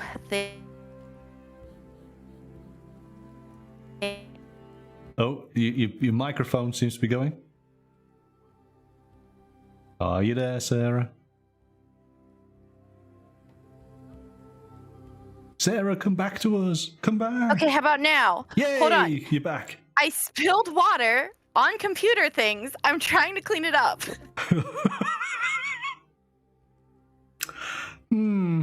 Yeah, for anybody new to the channel, this is as professional as we get. This was empty for me drinking it. Okay. Are you ready? Sorry. Are you ready? I'm still cleaning up water. I spilled it on like the thing that all of the USBs plug into. Oh my goodness. Which includes the mic and everything. Well, that's luckily why it's not just working. water, but yeah, I was trying to dry it up, so I must have been wiggling it. I had called for help, but I don't think he had heard my pleads for help, so I had to run and get a towel and everything real fast. Sorry, everyone. I'm here. Everything's fine. Business as usual. Okay. So these 3 guys, who are they attacking? Is it going to be my quartzlings? Is it going to be Nia? See, because it's the white card. Okay. You know what? They're going to go after... You do have a plus on your damage for these guys, don't you? But you could do the intense cold right now. So right, and then I could have them go after Nia. Let me just double check. Oh,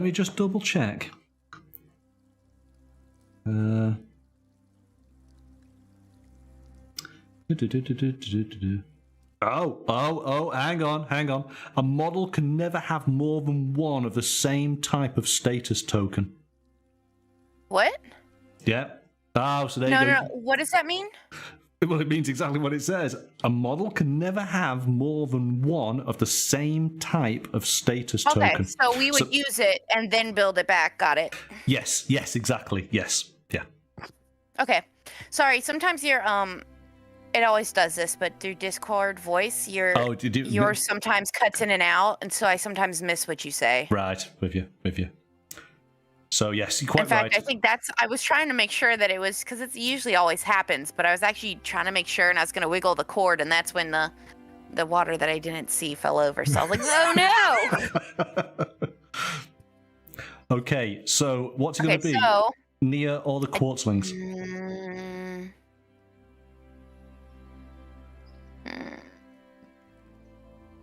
I feel like the Quartzling, it won't matter because I can only get 2, and that's gonna only move the little tracker 2, and it'll still be on your side.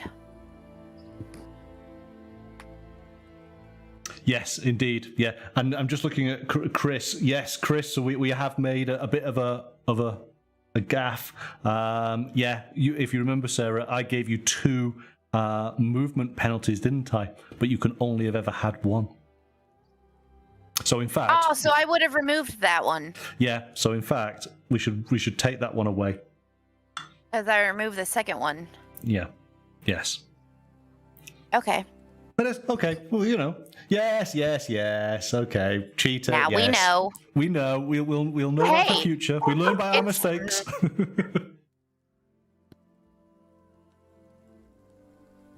So, what are you going to go for? Are you going to try? I'm just glad that it's not me doing the cheating, so it's okay.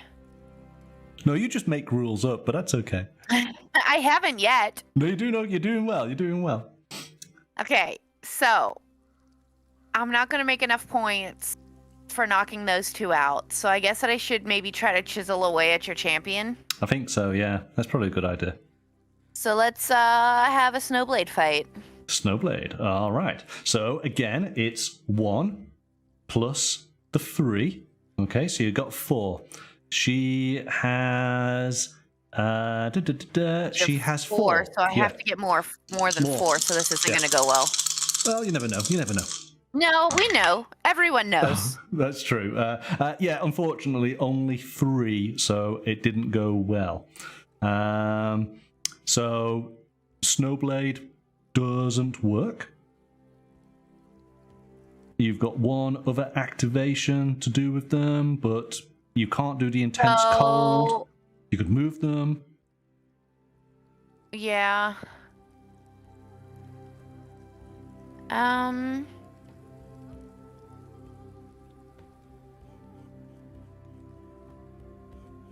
guess let's... No.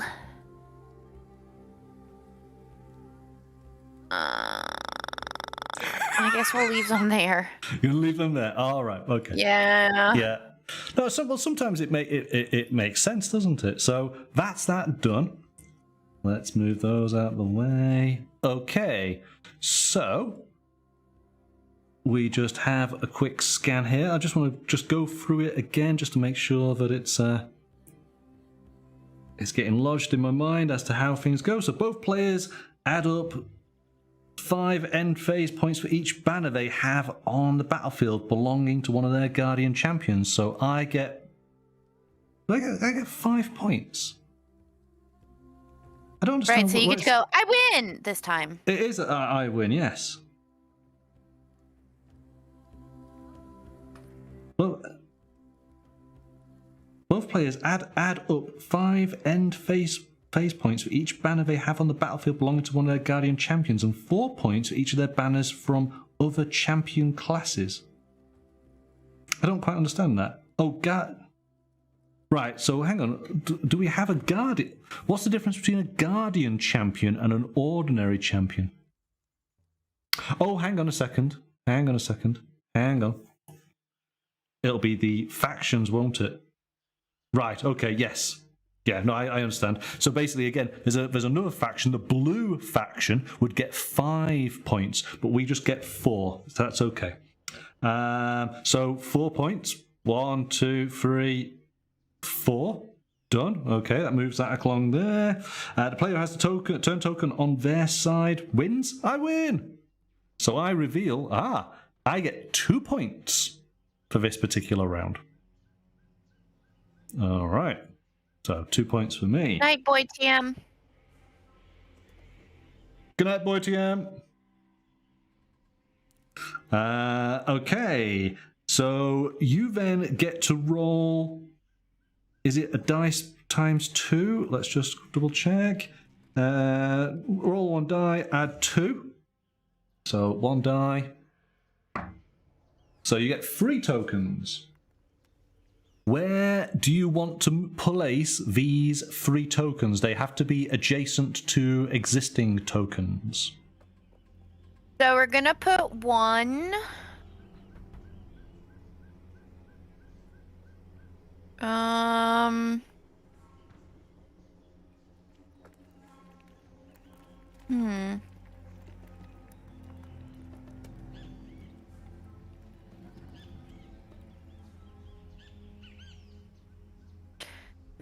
So the very top one, we're gonna put 1 to the right. 1 to the right at the very top. Done. That's not the very right. What's wrong with that? That's the top. That's the top right. Oh, No, we're looking at the very top token, very... and we're gonna put it to the right of it, to the very right of it. There you go. That's not the right. That's the left. No, what? That's the right. Put it to the right. Well, that's what I did. I put it to the right. No, you put it to the top right. I want it to the right. So you just want it to the right? You want it just there? Yes. Okay, there's 1. It's going to be so much easier placing these next 2. Go on. Now put the next one next to that one. Continuing to the right. Yes. Okay, continuing to the right. Okay, yes. Where would you like the final one to go?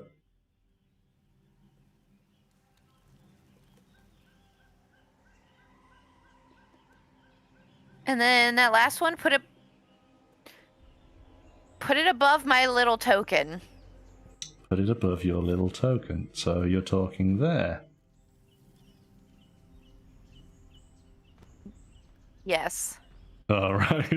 That wasn't difficult. Right. Now you get the choice. Do you want to be first or second player?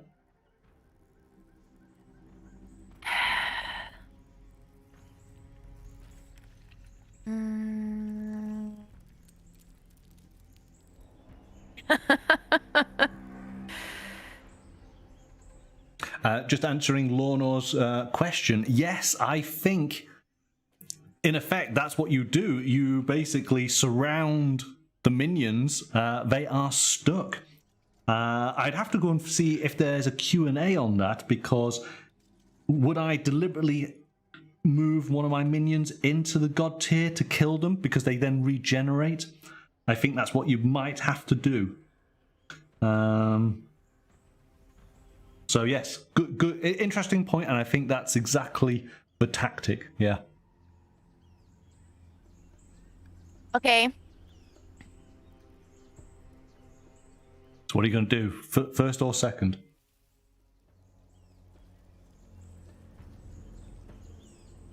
Oh, you already have a negative. No, you don't have a negative shield. Cool. I'm going to go first. You're going to go first. Okay. So you're first. I'm second. And so round 3 goes just there. Okay. So if we could be relatively quick, we might be able to get this 3rd round done. All right. So we're going to be snappy with our decisions. So it is in the plot phase. You're good to go. All right. Away you go then. I am going to do a frosty glance. And she gets to move up to 1 hex towards the target. So she's going to move right on your little flag. So with my fighty move, I'm going to take your flag. That's the idea. All right. So first of all, we got to make sure that works. So you've got 5 accuracy. 3, 4, 5. All right. Rolling this against my 4 dodge. I don't get to move towards the target before I... Nope. It's only if you hit. Right? So you haven't done that. Or have you? Hang on. That's 4 against my 4. No, you've not hit. So hit effect, because that's the point, you haven't hit. Oh, but hang on a second. The hit effect, and it says move Morrigan up to 1 hex towards the target. Yeah, the hit effect is you get a... So you didn't hit. That's interesting. the hit effect is I would get a blight, a -1 of my protection. Right, so I assume that I'd still get to move. And then move Morrigan up to 1 hex towards the target. But that's only if you were successful. Because last time we said that movement was part of the attack. Yeah, which is why I was able to do it. Yeah, but you were successful. But you haven't been successful, have you?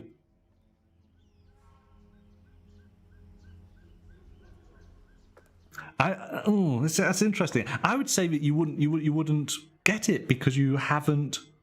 Your attack hasn't been successful. You've been missed.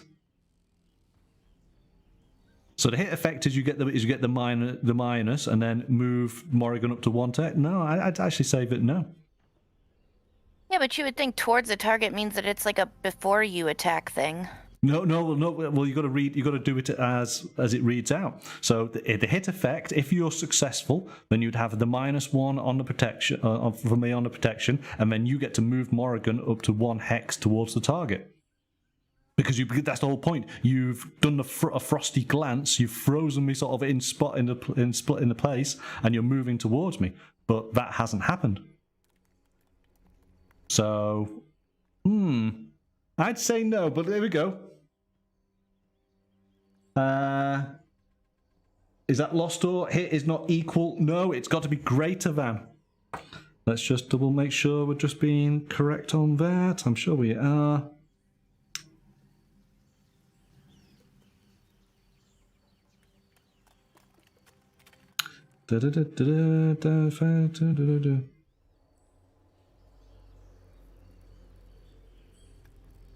Yeah, it's got to be determined. So subtract the targets.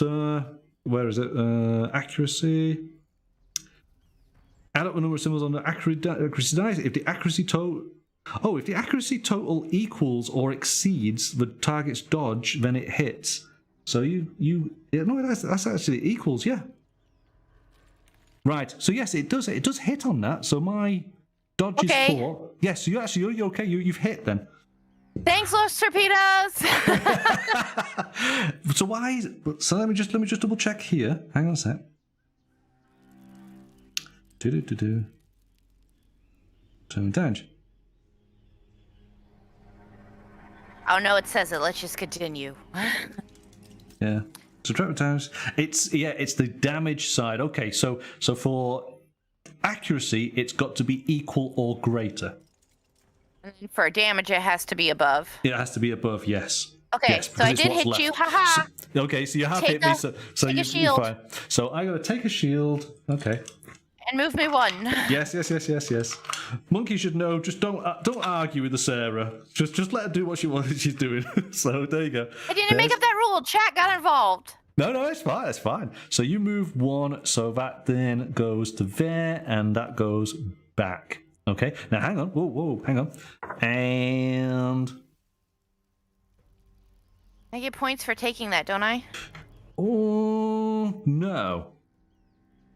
No, you don't. No, it's when you place down you get the point. No. Okay. So yeah. So that you see again. So that's kind of. So you've done. Oh no, but now we get to do the damage. Frosty Glance. There is no damage. No, there is no damage. That's right. Okay, because sorry. But you've got 1 action left, haven't you? Yeah. We're gonna put down a flag. Where are you gonna put your flag down?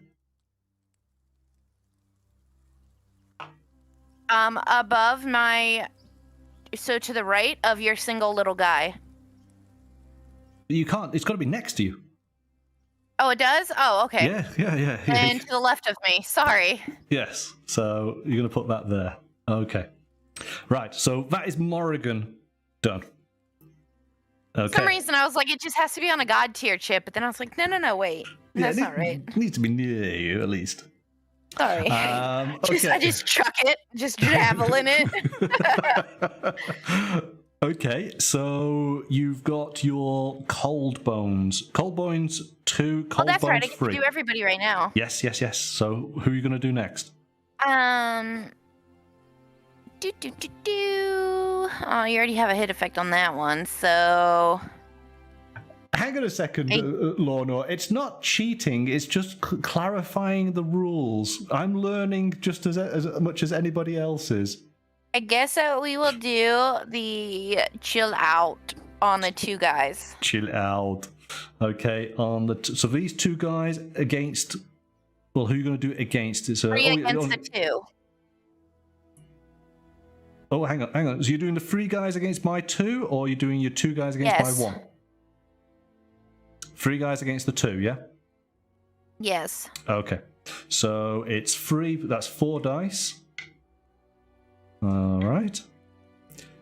Okay, let's roll that. Oh. My guys have got a dodge of 2. So it's 2 or more you need.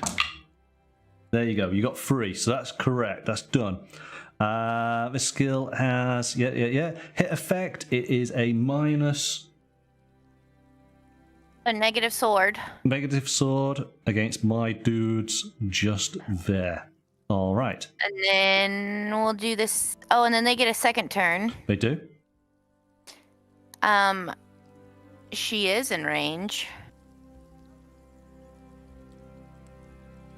So let's give her a plus on target. A plus on target. If Morrigan is within range, it needs to be 3, 1, 2, yeah. And she can have a plus on... Oh, yeah, very good, yeah. Oh, hang on. There it is. So Morrigan gets a plus on accuracy. Oh, okay. Those guys are done. Now over to group number 2. They're going to do the same thing. They're going to do chill out on the one single little guy. Okay. Rolling. So again, it needs to be 2 or more. Yes, you've done it. So again, he gets a minus on the swords. We'll get there. All right. Done that. And they can do... They're 3 away, so she'll get the other ones, and she can't have 2 of those. I guess that she'll have the foot. She'll have the foot, yeah. So she gets a +1 on the foot. So Morrigan's like, she can hop, skip, and a jump, can't she? All right. That's the cold bones done. All right.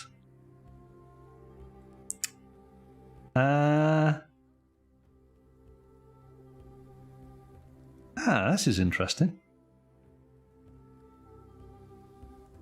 So I don't get a point for putting down the flag, or I do get an instant point for putting down a flag? You do, yes. You do put an instant... So that should go 1 point that way, shouldn't it? Because it started it gets moved up 1? Yes, because it started on your side already. So cool. Okay. Cool. Got to do it properly. Okay, so I am going to now. Oh, let me just double check on the movement, because again, we're just making sure. Movement. Where's movement? Movement. Here we go. Model. We're moving 2 or more hexes.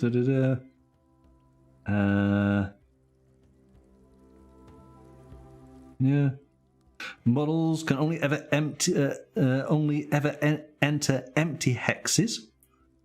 So small models, champions can enter a hex that contains a thing. Yeah, so basically, you cannot move through another model. Which seems reasonable enough, doesn't it, yeah? Yes. So... I don't know why you're reading that rule now, and I asked about it earlier, and you were like, nope, you can't move through them, but then when it's your turn, you read it. Are you trying to be me and change the rules? No, not at all. I'm just making sure that I know exactly what's going on, honestly. Oh, this is This is interesting. Oh, because I can't remember. Oh. Let me just have a look on my side. Oh, okay. Oh, you see, I should have been paying attention. Oh. I'm going to show you this. So basically, you got a movement of 2, but I don't know if your movement is 2 in the next round, because I don't want to move. I want to attack you, and I want to put down my banner here. But if I don't, there could be a possibility that you'll have enough movement to go 1, 2, 3 and take my banner, which could be really annoying. I'm going to have to forego, so I'm going to do my movement, which is 1, and then I'm going to place my banner down. So put that there. And hopefully that's far enough away that you can't get it. So that, because I put my banner down and because of my faction, I get to move 2. 1, 2. It's over on my side. So Nia is done. Quartzlings. Right, so they're just going to have to... So we're going to do this one guy first. He's going to do the shimmer effect. And he is going to do it against these guys here. So it's 1 dude, so that's 4 dice. Need to get 2 or more. Yep, got it. You get to do 4 dice? Yes. 4 shimmer effect, 4 dice. For 1 guy. It's then 5 dice for 2 guys and 5 dice for 3 guys. They're beefy. Well, yeah, but the thing is, it's not doing any damage. All it's doing is it's blinding you. So your guys there get a minus on their movement. That's it. So it does look good, but actually the result is not. Not that great. So now I'm going to do the same. These 2 guys are going to do it against Morrigan. We're going to cancel. Actually, that would have worked out. Oh, I should have thought of that. Should have done these guys first before I moved her. It's a range of... Right. So what is the range? It's a range of 2. So 1, 2. So she is within range. It's 5 dice now because there's 2 dudes there. So, and your dodge is again 2. So, yeah, successful. So essentially, I put a minus boot on you. So this minus will counter out the plus, then, won't it? When you want to do your movement, so you won't get your plus. It'll work itself out. Okay, so that's these guys done because there's nothing else they can do. All right, and so we are now in the clash phase. It starts with you. Remember, it flips back and 2, back and 2. So who do you want to start with?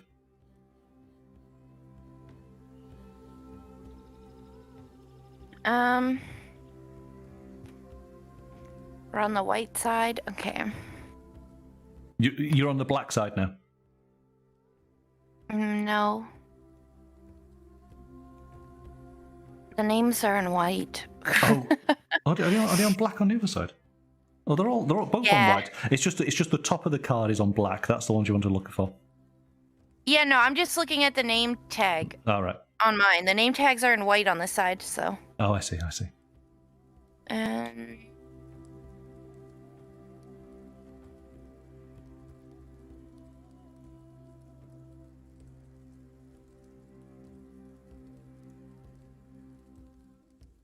I technically have 2 of those.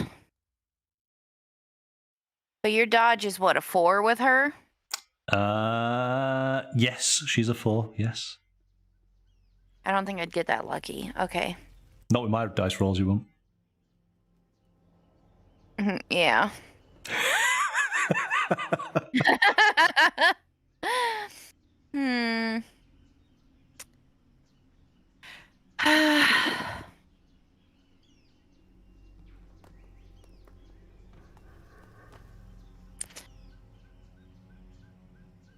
Let's...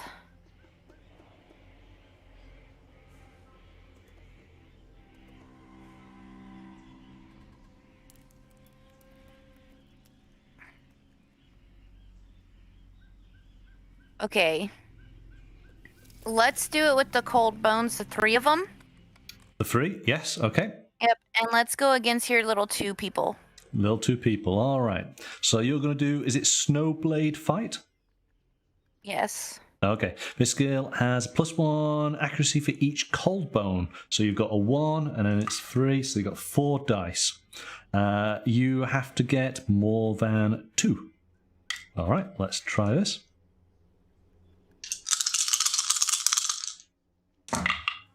All right, you got the 3, so you have hit. Great. So now you are, so you've got 3 dudes in there, so it's 5 dice. And you need to get more than 4. Now you've actually got +1, so let's put that in there. So you've got 6 dice. We'll move that token because it's been used and leave that there. 6 dice. It's got to be over 4. Okay, here we go. I mean, it has to be 4 or more. No, it's got to be over 4. I thought that your shields are 4, not 3. Okay. Yes. It is.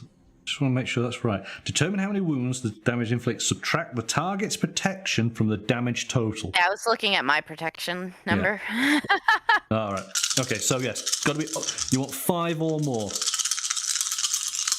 Here we go. I'm so sorry. Wow! I know. You know, the fact that the blank side, there's only 2 blank sides on a dice, but I seem to do really well getting the blank sides. Oh, Sarah, I'm so sorry. I can't wait for next week's game. Yeah, you did 3, which was good, but not good enough. So, and then instantly you used the intense cold. All right, done. It's over to me. I'm within range.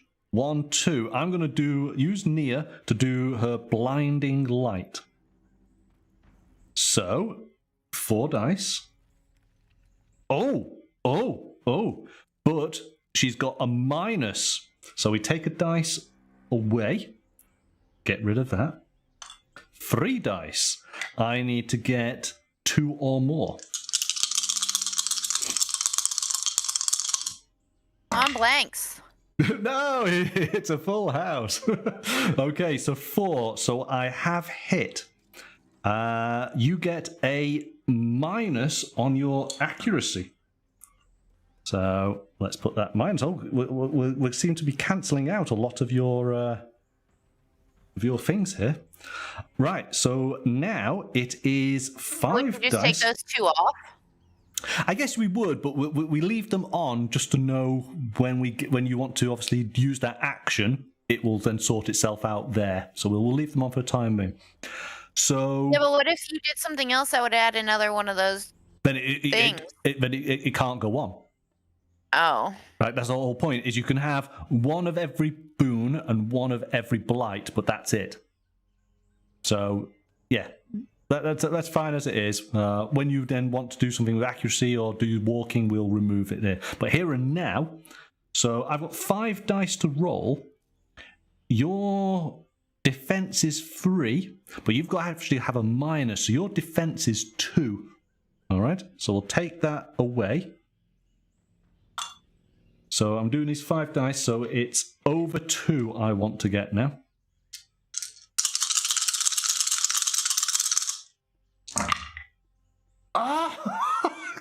You see, it's not just you who gets bad rolls. I get bad rolls as well. I got 2, so I do nothing. Okay.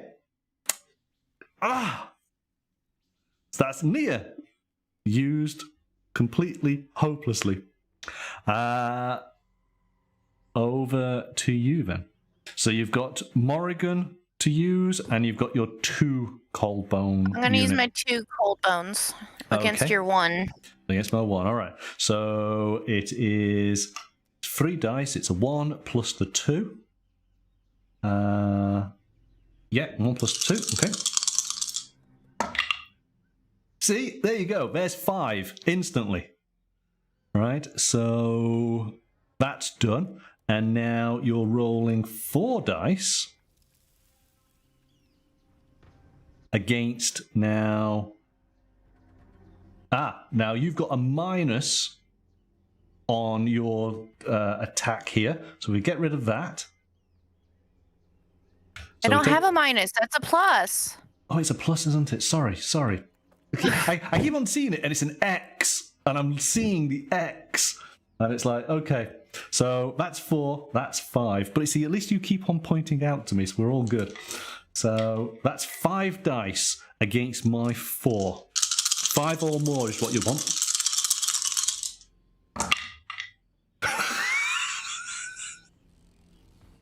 I'm good at the hitting, I just can't make the actual damage work. And then you just leave that there because I instant cold myself? Exactly, yes. Right, so your cold bones have all been used, haven't they, yes? That's them done. Oh, jeez. Okay, so my quartzlings. Right, we're going to do the 1 against the 2. So he's going to roll 4 to hit. I need to get 2 or more. I get the 3, so he has hit. And now he's doing the attack. It would be 4. He has a minus. So it's only 3. And I need to do 4 or more.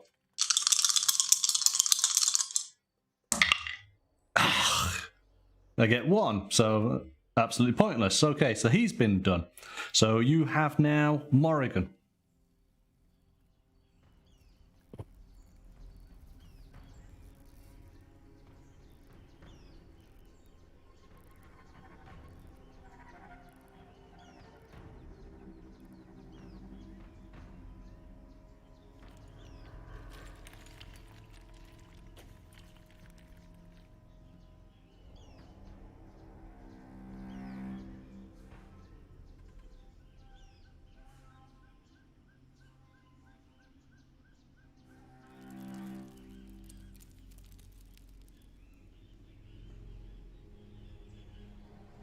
Let's see here.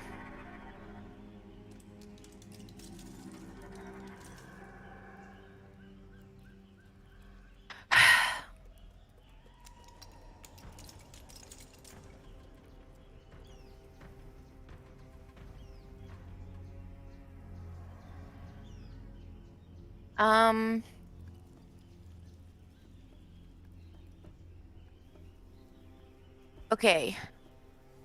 I guess that I will move forward 1. And then I will Ice Blade your champ. You're going to Ice Blade the champ. Okay. So let's turn her around. You're moving 1 up there. So Ice Blade. So you can remove everything off of all the tokens because I just moved. Yes. So those 2 tokens go. And I'm targeting you as normal, so you can remove those as well. Yes. No, quite right. Okay. So, if the target has a minus... Right, so yes, I do have one of those minuses, so I would gain a wound. Okay, this is interesting. Okay, so you've got to be able to hit first. So, we need 5 dice. So here's also why I think that you should, if you do get those tokens on there and you have 2 of, or you have 1 of each, I would think that you would remove them both instantly, because if me using it would only remove 1 of those, then I would say, oh, remove the negative, and that would still leave me with a positive for my next turn. Yeah, well, that's it. Is the positive counters out the negative, doesn't it? Right, so you should just like take it off instantly then. I guess so. Instead of leaving it on the board, because by you leaving them both on the board, by me taking that turn, it would only remove 1 of them, and I would choose to remove the negative, so my next attack, I would have that positive still. Yeah. Just saying. Okay, no, that's interesting. Yeah, I mean, I'm sure there's plenty of Q&As. You know, the game has been out for a while, so it's probably worth having a look and seeing. Because I just think with that being said, I would think that you would just if you instantly got a +1 to shield, you would just take them both off the board. You know what I mean? Yeah. Because if not, you having that on there would make you weak to some one of my attacks. You know, whereas if they're both gone, they're just both gone because they canceled each other out. That's interesting. Yeah. Anyways, it's just something that I noticed because of the wording of, or because you get to remove that once you use it. Yeah. So anyways, my ice blade, so I moved up 1 to you, so now you're within range of 1. And so now I guess that I hit you with 5. Hang on. Sorry, here we go. If a model already has a status token and then gains a status token with the opposite effect, remove both tokens from its dashboard as they cancel each other's effect. Yeah, it would get instantly removed. All right. There you go. See, it is in the rules. The rules are simple, but absolutely, it is there. Okay, that's good because that does let you gain things right after if you're able to. Yeah. Okay. Ice Blade. It's attack, so you're doing 5 dice, and you've got to get 4 or more. Okay, here we go.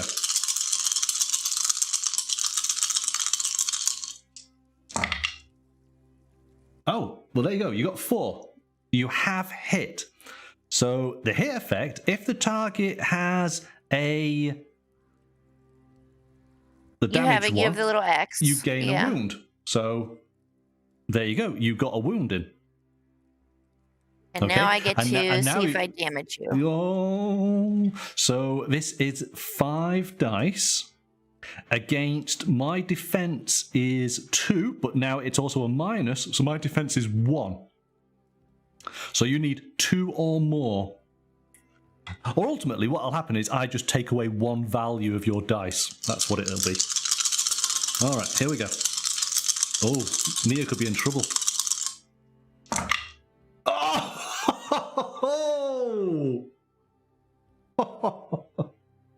Well, she's in real big trouble. She's in real big trouble. Okay. That's 5 damage. Let's take away that 1 dice. Gets rid of that. And 5 damage. Nia's knocked out. I did it, everyone. Okay, well, this is good. This is good because this now allows us to sort of find out what happens now. You skipped a knockout. You already skipped it. Knockout. Here we go. Got to it. So when a champion is knocked out, the player who caused the knockout may move the champion up to 2 hexes. So you get to move my champion 2 hexes. Discard all status tokens above the champion's card. All right, done. But leave the champion on the battlefield in the chosen hex. Hang on, discard. I'm sorry, you broke up for the first half of that, so I don't know. When a champion is knocked out, the player who caused the knockout may move the champion up to 2 hexes. Mm-hmm. Does that mean you get to move up to... discard all status tokens above the champion's card from its dashboard, but leave the champion on the battlefield in the chosen hex. A knocked out champion cannot move, be placed, or gain a status token. The only way to remove wounds from a knocked out champion is the rally action. But I don't understand that. So hang on. The player who caused the knockout may move the champion up to... So you can move your champion up to 2 hexes. Can I go through y'all if you're knocked out? No, because that's the whole point. You cannot. Or do I get to move your knocked out person? That's what I was double checking on, but I don't read it like that. When a champion is knocked out, the player who caused the knockout may move the champion up to 2 hexes. All right. But then it says discard all status tokens from above the champion's card. That's me now, the knocked out one. From its dashboard, but leave. Yeah, so it's the. That's what I'm thinking, Lonor. But leave the champion on the battlefield. But leave the champion on the battlefield in the chosen hex. Ah, yes. So. Yeah, so I do get to move you. You do move. You move me 2, and that's where I stay. Yes. Okay. So you don't get to move. I get to be. I'm moved by 2, somewhere. Okay, so I would move you up and to the right. So, what? 1, 2, up to here? I'm just gonna. Yeah, but up to the left, so you're not on a Godtear anymore. So, 1, 2. So I think you're saying something like that there. I'm gonna knock me out there. Sure, yeah. Yeah? Yeah. Yeah. Okay. I think that's it, isn't it? Right, now, hang on. You've knocked out an enemy champion. So you get 4 steps plus 1 because of your faction. So you go 1, 2, 3, 4 plus 1, 5. Done. And that's Morrigan's turn, yeah? Yeah, oh yeah, because I moved her. Because you moved, yeah. So that's Morrigan done. Y'all, I'm trying my hardest here. Yeah, doing good, doing good. Okay, so quickly then, over to me. My quartzlings, they have a range of 2. 1, 2. Morrigan is in range. They are going to take a pop at her because we're not happy that Nia's been knocked out. So it is 5 dice against Morrigan's dodge of 2. Can I see where on your card it says that you start with 5? Start with 5? Yeah, where does it say that you get to start with 5 dice? I don't know if you can see. Basically, range of 2, and then it goes in lines. So the first line is for 1, the second line is for 2, and the third line is for 3. Oh, I see. It says 4, 5, and 5. Yes, yes. Okay, cool. I was just wondering because I'm like, why doesn't mine say that? But you have different strengths in other areas. It's down to the individual groups. They're not. It's not consistent. Yeah. But this is where there is the plus of having groups with as many in the one group as possible. Yeah. Yeah. So you would never want to split up or well actually. See, maybe that was a choice. I've got my 2 guys here. If I'd stuck the other guy with them, I'd have 3 guys in. I'd be doing a 5 and 5. So there you go. But anyway, 5 to hit. Let's give this a go. I'm going to just take those away because they don't count anymore. Okay. I thought that they do count. No, because you only get rid of them. You've knocked her out, haven't you? Yeah, but it said that you can only remove wounds using something. Oh, okay. Well, hang on. You did. How much did you do? You did 5, didn't you? No, yeah, you have 6. You have 6 hearts on there. That's yeah, because that's all that she can take, isn't it? Right. Yeah. So she would have 6 hearts. There you go. Done. All right. Leave that there. Right. So I've hit. Great. So now it is 4 dice. But hang on a second. It's 3 dice because I have a minus. So I'm going to get rid of that. And I need to do 3 or more against you. Well, no, you need more than 3. Yes. Yes. So it's 4 or more, isn't it? Yeah. Come on, 2. Stop it. Come on, 4. Come on, 2. Yes. There's a 4. So that is essentially 1 hit got through. And because your guys only have 1 health, that means one of your dudes gets taken out. Which, because 1 guy is taken out, that's 1 point or 1 step for me. So that moves back 1. But hey, we don't really get to do that much. So that's my quartzlings finished. All right. Now, what was the back part of that knocking out a champion? What was it about the wounds? The wounds. What do you mean? In what context? Like, because you were just going to move them because you said that you didn't need them anymore, but I thought that when you were reading it, it said something about... There is, but and we can talk about that in a second because we're going to finish here. Okay. So that being the case... here we go. So you get 4. Is it 4 points? You get 4 steps because your banner is on the board still. So 1, 2, 3, 4. I get 4 steps because my banner's on the board. 1, 2, 3, 4. And ultimately, it's more on your side than it is on mine. So we turn it over. Oh, look, you got 3 points for that round. So we're going to call it end of game. You win. You get 4 points against my 2. If I had won, then I would have got the 5 points, and that would have done it, wouldn't it? So, but we'll call it at that point. So it's interesting that the scoring, it's 2 points for round 4, and then there's 1 point left for round 5. So that's really if you're ending up dragging the game out a little bit more. So the final thing is, to get back into a fight, a knocked out champion must use the rally action the next time it activates. A champion cannot take any other action while it has wounds equal to its health. And it cannot have wounds removed unless it uses the rally action. And the rally action essentially is clear a champion's wounds after it's knocked out. So basically, it's just a delay, isn't it? So that would be like on your next turn. That would be your one of my actions. Okay, it's not both of them. It's just only one of your actions. Just one. Okay. Yeah. So I would just clean out all those. But it's wounds. still like losing a turn almost. It's still like losing one of your turns. Cool. Okay.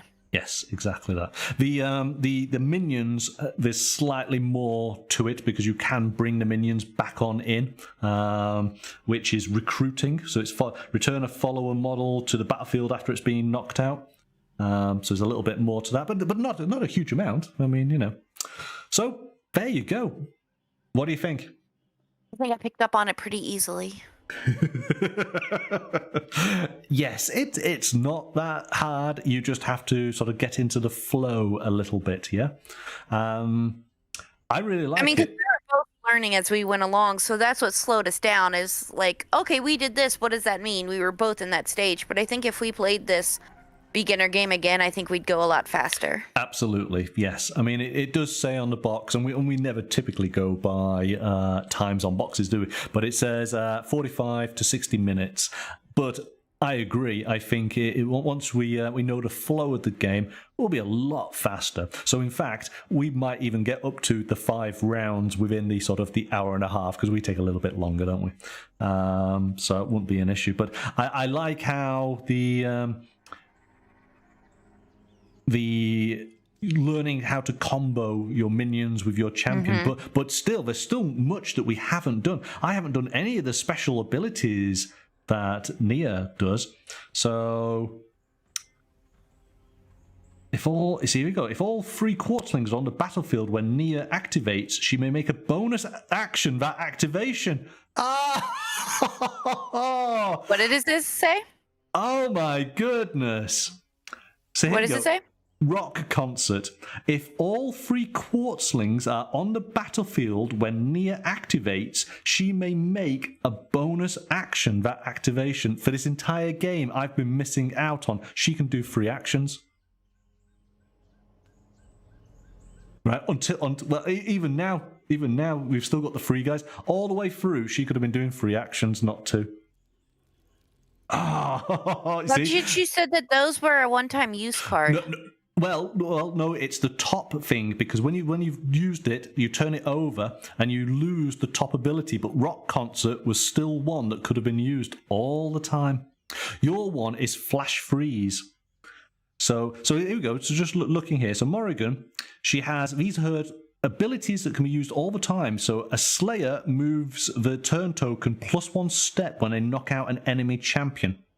Right, so that's what I was telling to you about. If you take out Nia, you got that extra step. Morrigan gains a +2 bonus for boons instead of a +1. So you didn't. Oh, you did have some boons, didn't you? Right, we need to keep an eye on these central cards because these are active all the time. There's something that we need to just be aware of. It's only the top one. Yeah, I thought that it was like a one-time use, right. And then now I get it. It's the top one. The top, but then you get the second two the whole game. Now I understand that. Yeah, so we just like making things more difficult on us is all. We do. So it just means that we'll end up playing again, and we will be a little bit more savvy on our abilities, because we didn't use our special. So yours was the flash freeze. All enemies within range would have a minus on their dodge and a minus on their movement. So that's okay. That's interesting. Near the geode. So this is in the plot phase only. Choose a quartzling that is the only model in its hex and is adjacent with an objective hex, and replace it with an objective hex. If it is within 2 hexes of near, she may make a claim action on that hex. That's interesting. So basically, I turn one of my minions into an objective, and I'm able to put down is the only model in its hex. Oh, so this guy here, when he was, because he's on his own, I could have turned him into a objective all the way over here. Right from the start, because I felt you were rushing up. You got straight to the edge instantly, didn't you? Right at the beginning. And I was like all the way over here, and I had to move again. But actually, these guys got pretty close. He could have turned into an objective, and I could have put my banner on pretty much straight away. Well, there you go. You see, this is why you have to read the cards and let them, absorb the information to be able to use it to your advantage. So we'll certainly. I think we'll play these warbands again, because we as you say, we now kind of have a bit more of a feel, don't we, as to what they might be able to do. Yeah. It was close. I think it was close. Could have gone either way. I think, but you taking me out, that really solidified your victory there. Good game. Yeah, I liked it. I'd play again. Good. Okay. Well, we'll definitely we'll sort out a play for in the new year. And of course, there is the other war bands that we could use.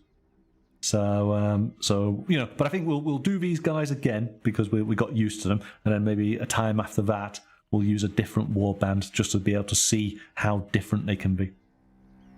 I did see on the video that I watched that they had their little figures painted, and I'm sure that these would be adorable to paint. Oh, yeah. However, the way that we play, I think it's much easier with them not painted, because I can see who's who, who's here, what team is what. True. I think what we'd have to do is do some clever basing so that you can see a strong colour. Because sometimes, with a game like this, maybe you don't want a very nice decorative base. Maybe you want it functional and to have it as a bright primary colour or something like that, so that the faction. If you're looking at it head on, then you would know which characters are yours, but just from the up angle that we're at, the solid helps. Yeah. No, definitely. Awesome. Right. Okay, so next Friday we have a very fun game to play, but I am terrified because it's all of my board gaming fears wrapped up into one game. If you think I'm bad with dice, then this game, it's going to be terrible for me. It's going to be highly entertaining for you. In essence, you'll be playing the game, but I will be your hands. Okay, and we'll leave it at that. We'll explain more next Friday. A box of live spiders. It might as well be. I possibly might rather handle them than play. Well, I'm going to enjoy the game, but it's going to be cringeworthy with me playing it. Let's put it that way. But bit of a question then out to the chat, because next Friday is in essence the final TFI Games Night because the following Friday is the 17th, and of course that is the Monkeys with Fire Magma Fist Awards. So excited! So we'll be having the channel celebration. But I'm just looking at the calendar. Hang on a second. Okay. The following Friday after that is, of course, Christmas Eve. Now, I'm wondering, because in years previously, we've had mince pies and some appropriate drinks, and we've played some kind of light party sort of games to get us in the spirit. I'm wondering, would we want to do a gaming session on... I don't imagine anybody is interested in a gaming session on that Friday, the 24th. So what about the Wednesday? Which will be the 22nd.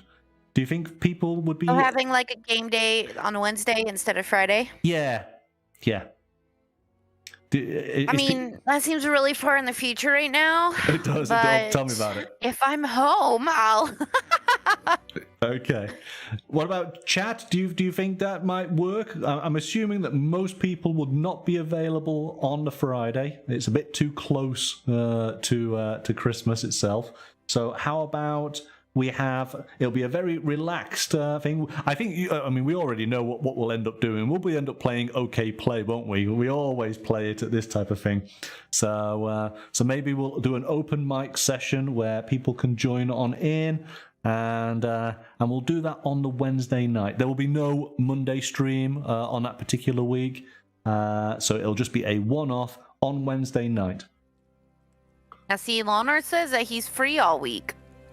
So does that mean that you'd be able to jump in? Yeah, quick game of OK Play. Yeah, OK Play lasts 4 hours, one round. Yeah. So Los Torpedo says that Wednesday is even better for him. Loner said that he's free, making it seem like he'd jump in on chat and play some games with us.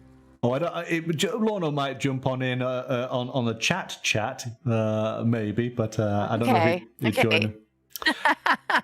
Okay. So what we'll do then is, I know it's a bit far in the calendar, but at least people have got a bit of visibility. So on that final week before the sort of the holiday, we'll do the gaming on the Wednesday night.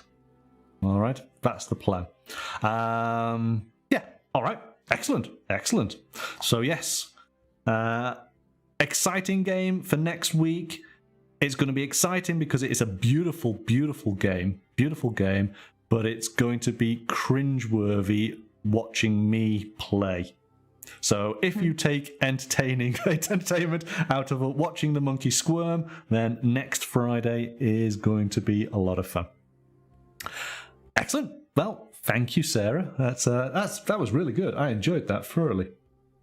We did. I liked it. It's pretty and it's colorful, and I enjoyed it. I keep on pressing the wrong button. Not just because I won. And again, I realized it's the first time you and I have actually played a miniature game. I technically didn't win, but. Well, yeah, exactly. You needed 5 points. So it doesn't quite count. Yeah. I had 4. No. But yes, no, I really enjoyed it, and as I say, it's the first time we've played a miniatures game on the channel, you and I. So that was good. That was a good first start. Yeah, thanks for having me. You're welcome. I hope everybody has a wonderful weekend, and I guess that I'll jump off of here. All right, then. Take care. Have a great weekend. Bye. Bye-bye.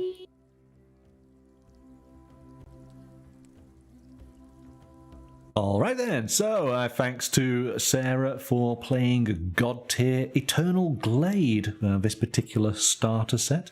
From Steamforged Games. That was a lot of fun. Really enjoy it.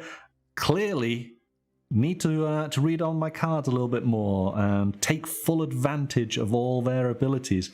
But I guess that'll be in the next time we play, which hopefully will be in an early part of next year. Because, yeah, a lot of fun. I like it a lot. All right. Thank you so much, everybody, for watching. Look forward to seeing you on Monday night. But until then, bye for now.